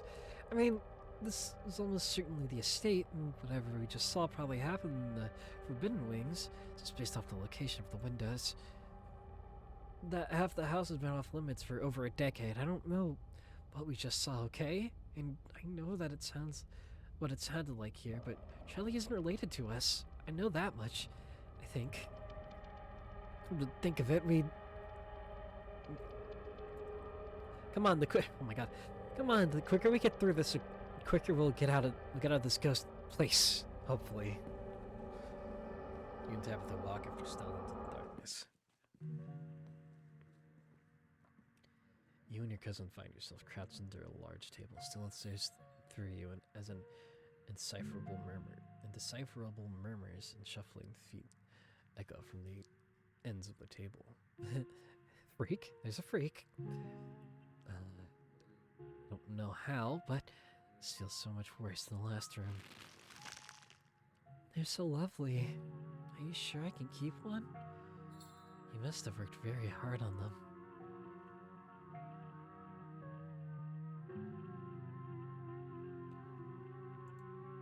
It got to be near the end, right? The music of the same song that stayed playing when Stella first showed up. Yeah, I think you're right. What a creepy scene to end things on. I can't believe the ghost is making Stella humiliate herself like this by doing a baby voice. I'm embarrassed. I'm not doing a baby voice. I refuse. I'll try to keep it away from my brothers so they don't smash it. Though I wish I could make it move like you can. And you can even do voices. Oh, I put two to two together now.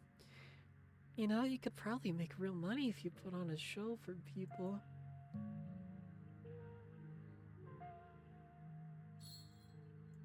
Yeah.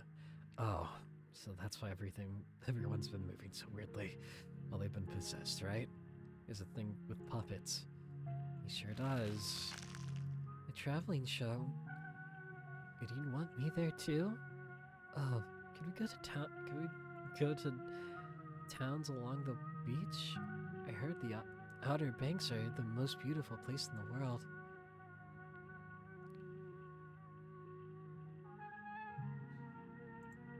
Again with the beach. Beaches are nice, I get it. If I ever got a vacation, that's where I'd go.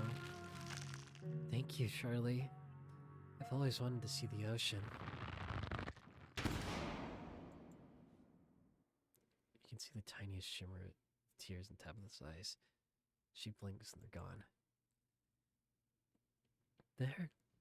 There. You done now, Charlie? We leave? Everything crashes to a thunderous black before you or Tabitha can get in another word.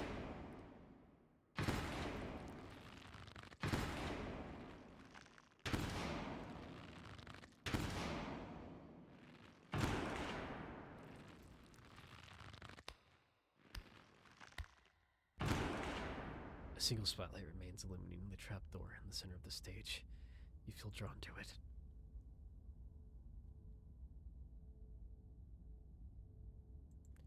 The trapdoor. Are we back in Rosalina's room? We must be. Which one of us is gonna open it? I'll open it. Carefully step towards the trapdoor. The creaks open all on its own. God, this is much worse than opening it ourselves. Me and Tabitha are shoved from behind and tumble through the hatch.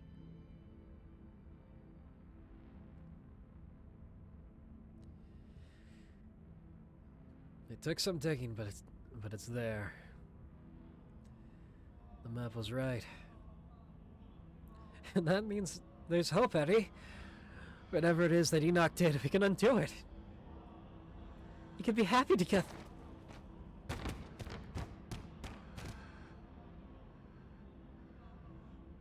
Eddie?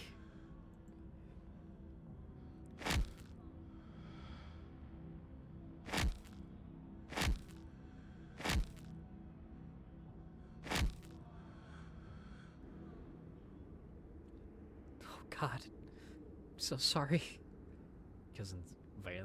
Your cousin violently heaves into the void, but nothing comes up. There's nothing here. This place is completely empty.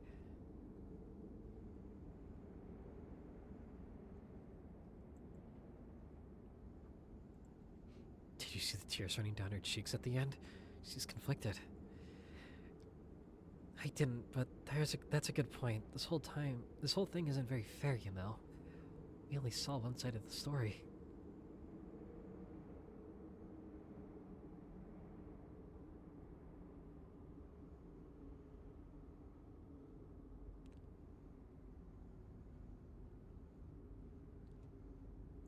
True. Maybe this has more to do with Enoch and Everdeen. He was mentioned in passing quite a few times. Yeah, maybe. What now? Do you repent? Do you repent for your crimes?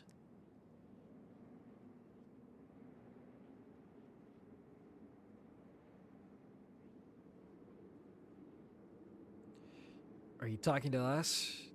Don't answer it. You must answer for the crimes committed by your Scarlet blood. Are you kidding me? I hate it here. I hate it here so much. Unfortunately, until you do, I cannot die. I want to die, please. I've been alone in the dark for so long. All I ask is for some of your years. To pay for those years that were taken from me. What? What are you talking about? My life was stolen from me. And I want some of yours. It's only fair. No, it's absolutely not fair. You gotta be kidding me. Neither of us had anything to do with what happened to you. The sins of the father I laid upon the children. One of you must forfeit. It doesn't matter which. Bullshit! What happens if we refuse? Then I will stay. And I will stay until I'm owed.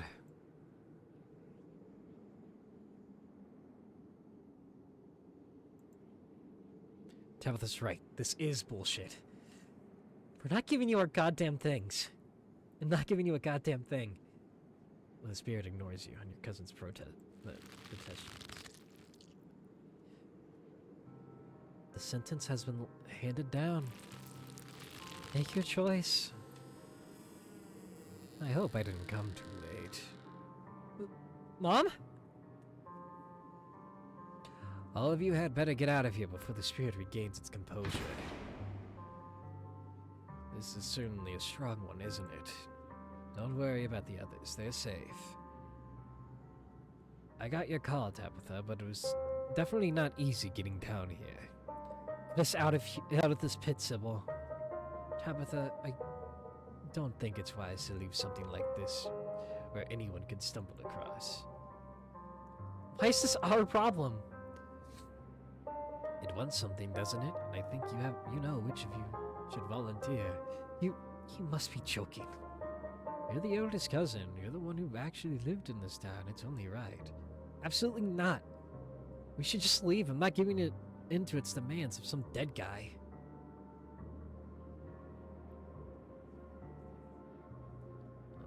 Where's my last thing?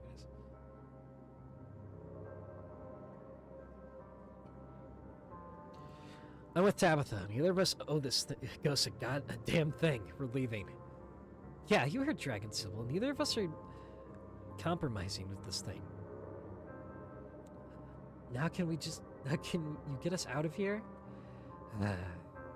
Tabitha, are you sure you want to leave this business unfinished? Absolutely, this is not our problem. If you think this is the best course of action, yes, I can get you out. It's only a question of seeing through the illusion. We're in a basement. Now, even if all your senses are telling you otherwise, try closing your eyes and remembering where you are. Do as she says, closing your eyes. Suddenly, the sounds and tactile sensations of the spirit realm feel much more distant, as though you've partially woken from a terrible dream. Good. Now feel for the stairs. You fumble in the darkness, grasping the air in front of you. Your palm meets the wood with a solid thunk. It's the stairs. You can feel it under your feet. I found it! You begin your ascent. Good work, you two. You've done great.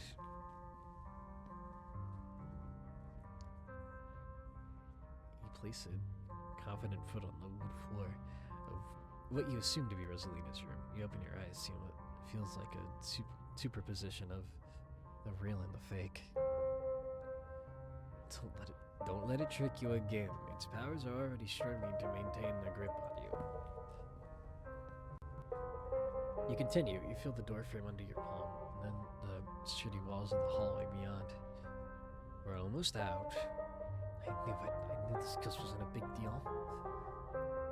It's only faltering now because it's exhausted. Don't underestimate the spirit, Tabitha. You stumble into the corridor between the annex and the library. The real world swims closer and closer to bringing back into focus. The doors! Come on, Dragon, we're almost there. You and Tabitha fall towards the entrance, your legs still unsure of the ground beneath you, and the doors fly open. You're outside. It's real this time.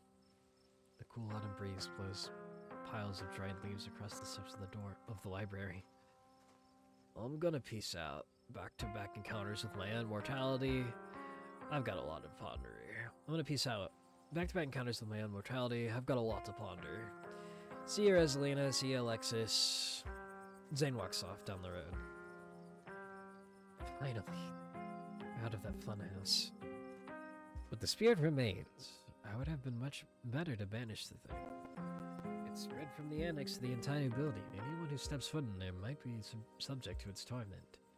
Not my problem, not Dragon's problem. I don't want anyone else in town to have to experience that. That was awful.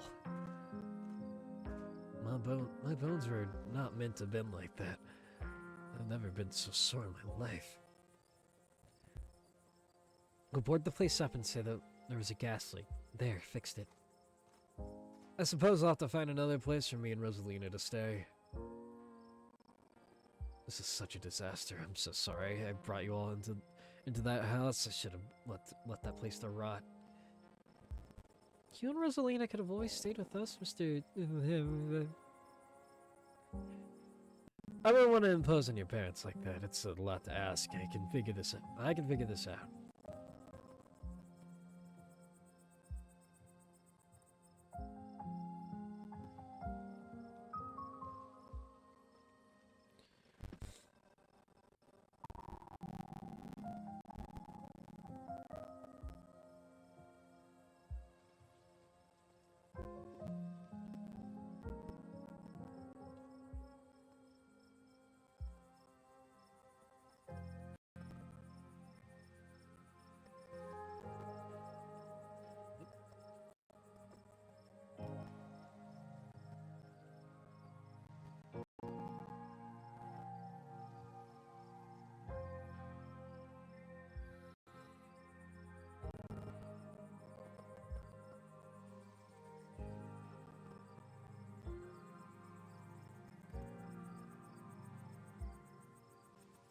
Sorry.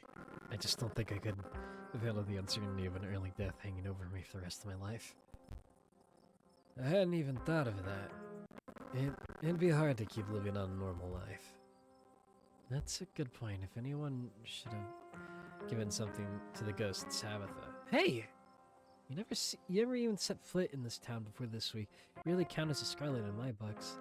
It's just a house. And we don't even own it. I'm not going to ask anyone to sacrifice years of their life for a rental.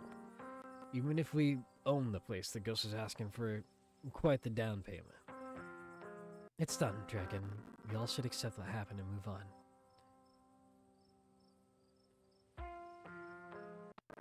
Real. Yeah, my cousin's back in Nico. She doesn't owe anyone anything. To the contrary, I'd say the Scarlets owe a lot of people right now.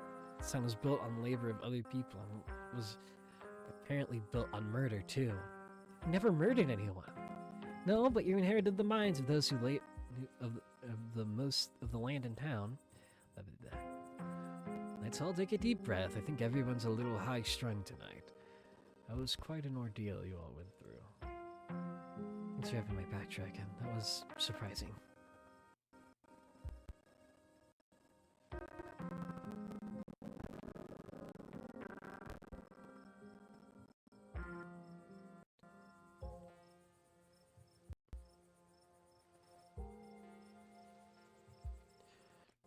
I'm sorry we couldn't get rid of your ghost, Oscar. Don't apologize. I wouldn't want you to lose something that important for a rental unit owned by the state. Honestly, if it makes you feel better, I don't think I could have lived with the guilt of you if you'd made that choice, your cousin grumbles. I don't usually do this kind of thing. The property we own are for minors, but there is a house that's vacant right now that might be suitable. You know the old Maxwell place? What? You can't be serious. The place is falling apart.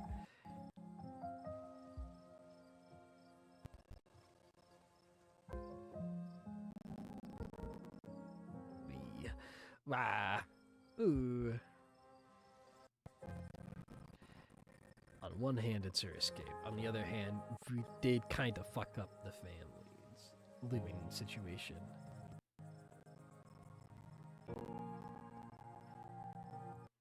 Can't you let them stay in the house that you showed at me this morning? But that's my house. The old Maxwell place is fine for the time being. It's okay, Dragon. We're not going to be picky. Look, I'll tell you what. I won't even make you pay rent for the first month.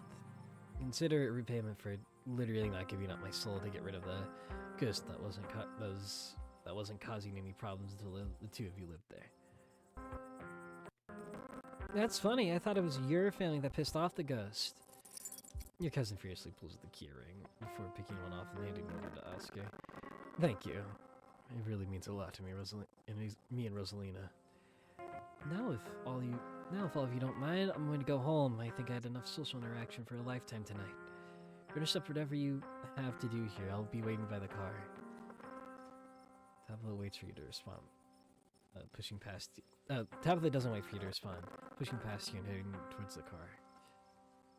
To think the ghosts are actually real. Stella's gotta be over the moon right now. Actually, wait, where is Stella? Oh, she's just there, by herself. That isn't like her. I'm gonna go check in with her. You walk over to Stella. Oh, hey, Dragon.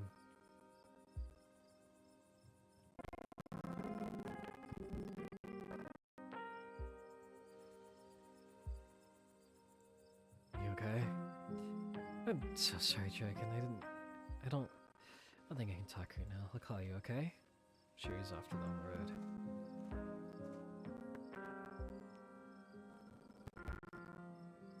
I think she took the brunt of— oh my god, voice, hello? I think she took the brunt of the things in there. I wonder if she's having a hard time right now. Should we go after her? I think she needs some time to herself. Stella's never been the kind to share burdens, and I doubt that'll change just because somebody goes chasing after her. If anything, it'd just make her clam up even more. She's a strong girl. She'll be okay. I'm honestly surprised she and Zayn are the only ones heading out right now. You've all been through something awful. Each and every one of you needs rest. Especially you, Kanika. We don't want the cold of yours to get any worse. God, what a disaster. What a disaster this night. This whole night has been. I had no idea it would turn out like this. I'm sorry to everyone. Stop apologizing, Dad. We're the ones who don't have a house anymore. We don't even have a library now. There's another carving in there. I wonder if these things are tied to everything supernatural that's been happening. Yeah. I wonder one is a coincidence, but two of them on back-to-back nights. And if you and Stella are right, and there is another one in the clinic. I'm sorry, I'm a little lost. Have you been finding carvings around town? This is news to me, too. I'm sure everyone here could stand around theorizing about this and that all night long.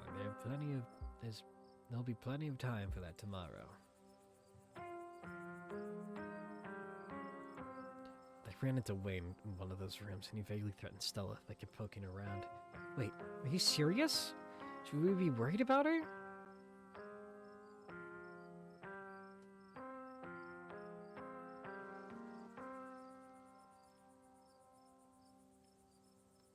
I'll make sure Stella knows what's going on. Did he say anything else to you? We don't need to trouble Dragon for any details. No one pay any mind to that man. He's just a drifter who'll be gone soon enough. In the meantime, steer clear and he won't make trouble.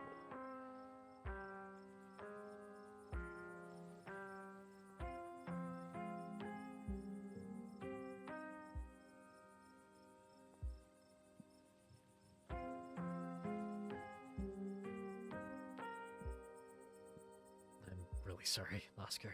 I'm really sorry, Rosalina. It's okay. Worse things have happened to people, and the price was just too high. We'll find a way to pick things up. I know you did everything you could for us, Dragon. It's probably was smart not to trust the ghost anyways. You don't have to do it alone, Oscar. You can help yourself to whatever you need from the store. Yeah, and I'm sure Aunt Winnie will, and I can help out too. This is a good town full of good people, Dragon. You won't let us ruin Oscar. You won't let this ruin Oscar. When we do about the library, we can always board it up until the ghost goes away, right? The mines are boarded up, and that just made us want to go in there even more. You can't just tell them let's make it haunted, even if folks believe us. It'll just make them want to investigate for themselves. Maybe Tabitha had the right idea. Maybe we just say there was a gas leak. Sybil, is there a chance that if this goes away on its own? I'm not really an authority on this thing, but it doesn't seem interested in fading away. Okay, that's settled then. We'll board it up and we'll say there was a gas leak. Let's just hope no one gets curious. Let's just hope no one gets curious, I guess. It's the best we can do for now.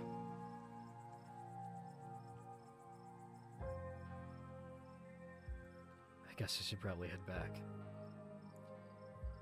We should probably get going. It's starting to get chilly and I don't know how long it'll take to get things ready in the new place. I'll be over later tonight with some bedding and hot tea. And I'll have Miles bring you groceries in the morning. Don't be a stranger. Let us know if you need anything, okay? Thank you. That really means a lot. I believe it's time for me to get my daughter home as well. But, Kanika, dear, you haven't been feeling well. You need to get home soon. You need to get some rest. What the fuck? Okay. Kika rarely checks back to the general store. Before I go, Sybil places a hand on your arm, holding you back for a moment. I'm sure you have questions after everything you saw tonight, but let's not get into it here. I think everybody could use a little rest and relaxation right now. Yourself included. If you swing by the tea room sometime tomorrow, say early afternoon, you and I can have a little chat. I'll see you then, Dragon. Sybil leaves you and catches up with her daughter. You can't help but overhear snippets of their conversation as they leave. Bloody hurts, Mom. What was that? I want to get better answers than a ghost. It was a spirit, dear. I've been a fan of the word ghosts. You'll be alright. Let me get you some of the specialty. Of that specialty. It's been working well, don't you think? I think ibuprofen would be better, but gotta admit the tea has been nice. I'll put the kettle on as soon as we get home. I guess it's just the two of us now. Actually, yeah. Do you have any idea of who you were? I could roughly place most of the others. None whatsoever, but I remember everything I said. I remember the cold feeling. The prisoner of the Scarlets. I wonder what your family was up to back then. Guess we can add it to the ever-growing pile of mysteries. Do you regret coming along tonight? Look, that was a horrible experience that will stick with me for the rest of my days, and we failed to get rid of the ghost. But failure has a way of bringing people together, and hey, I got genuinely possessed back there. How many people can say they were possessed by a ghost? Guess your family got some shared trauma with everyone now. Avery chuckles and grabs their ribs wincing. Yeah, I guess I do, huh? I know tonight was horrific, but it's also thrilling. And knowing we all went through it together makes it easier.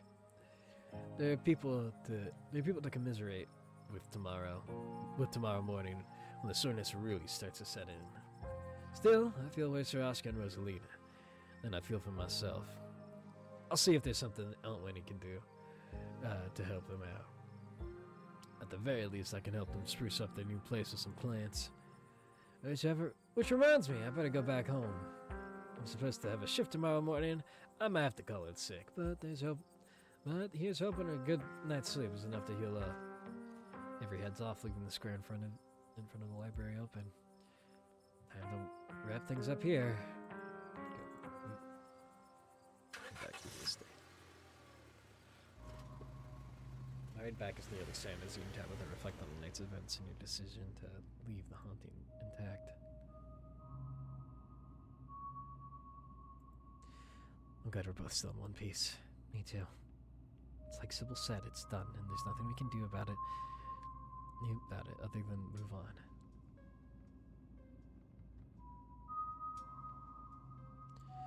So I guess go surreal. Yeah, I guess so.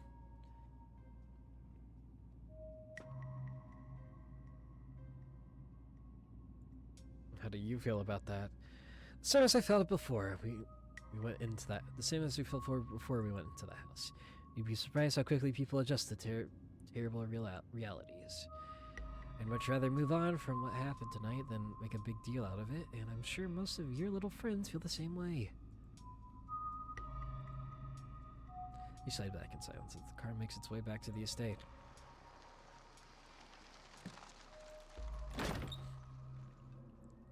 You're back inside. After the events of the evening, the howling winds and unsteady creaks of the estate almost feel like a warm welcome. Well, we're back.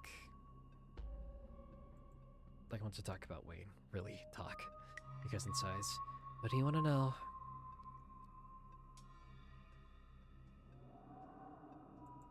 You really don't want me to want me talking about him. What does he know that you're afraid I'll find out?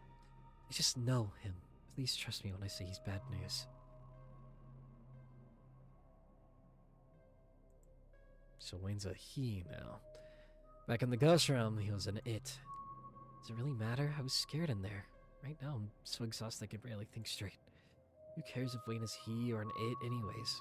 Either way, he's bad news and you best steer clear.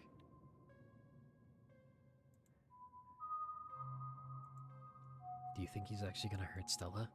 No, he's a creep, but I don't think he has it in him to hurt her. I don't know if you've noticed, but Stella's irritatingly resourceful. She'll be fine. Why is he all gross? He's sick or something, probably part of why he's such a creepy weirdo now. I don't know if it's contagious, but I wouldn't rule it out, so don't get near him. Is he following me? He's a creep, stalking his ex's cousin. All the more reason not to talk to him. He's a different man now. Stay away from him. I don't think she killed him.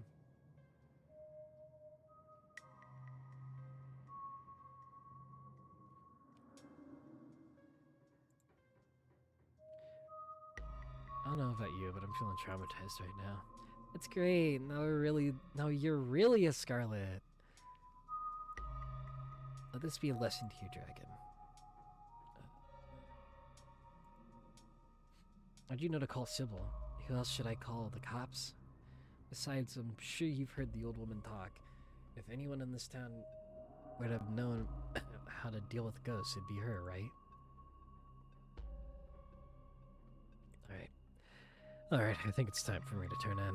That's a good idea. I'll talk to you tomorrow. Don't keep poking around looking for trouble. You have to make it to the funeral. 4 more days, that's all. And then the bus comes.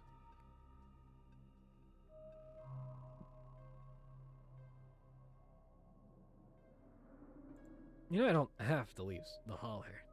I could get used to this place. That's good to hear. It'd be nice not being the only Scarlet left. Anyway, night. See you tomorrow. Time to go to bed.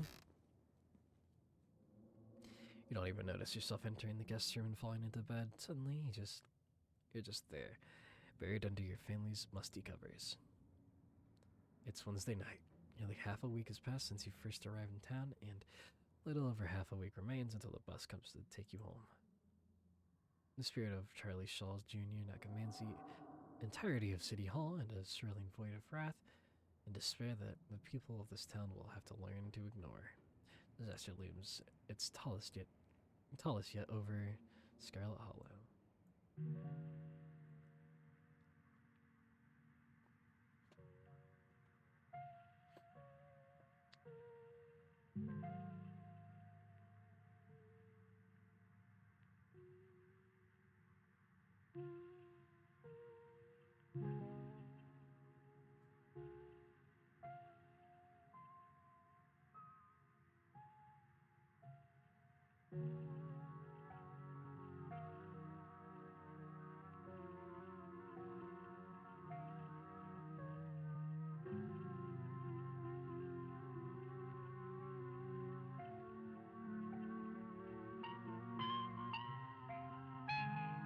We did it! Yippee! God damn. That was nearly 4 hours. Holy shit. My voice is dying at the end there, but I hope you all had a great time. I think next episode is the most recent one, and that's one that I haven't played yet, so it'll actually be super fresh. Thank you all for watching. I will be streaming tomorrow, actually. What I will play, I don't know. Maybe some more Minecraft, maybe something new. The test stream did show some neat things, so we'll see what happens. All right. Have a great day. Morning or, well, probably day or morning for you guys. And I will talk to you all later. Have a good one. Bye-bye.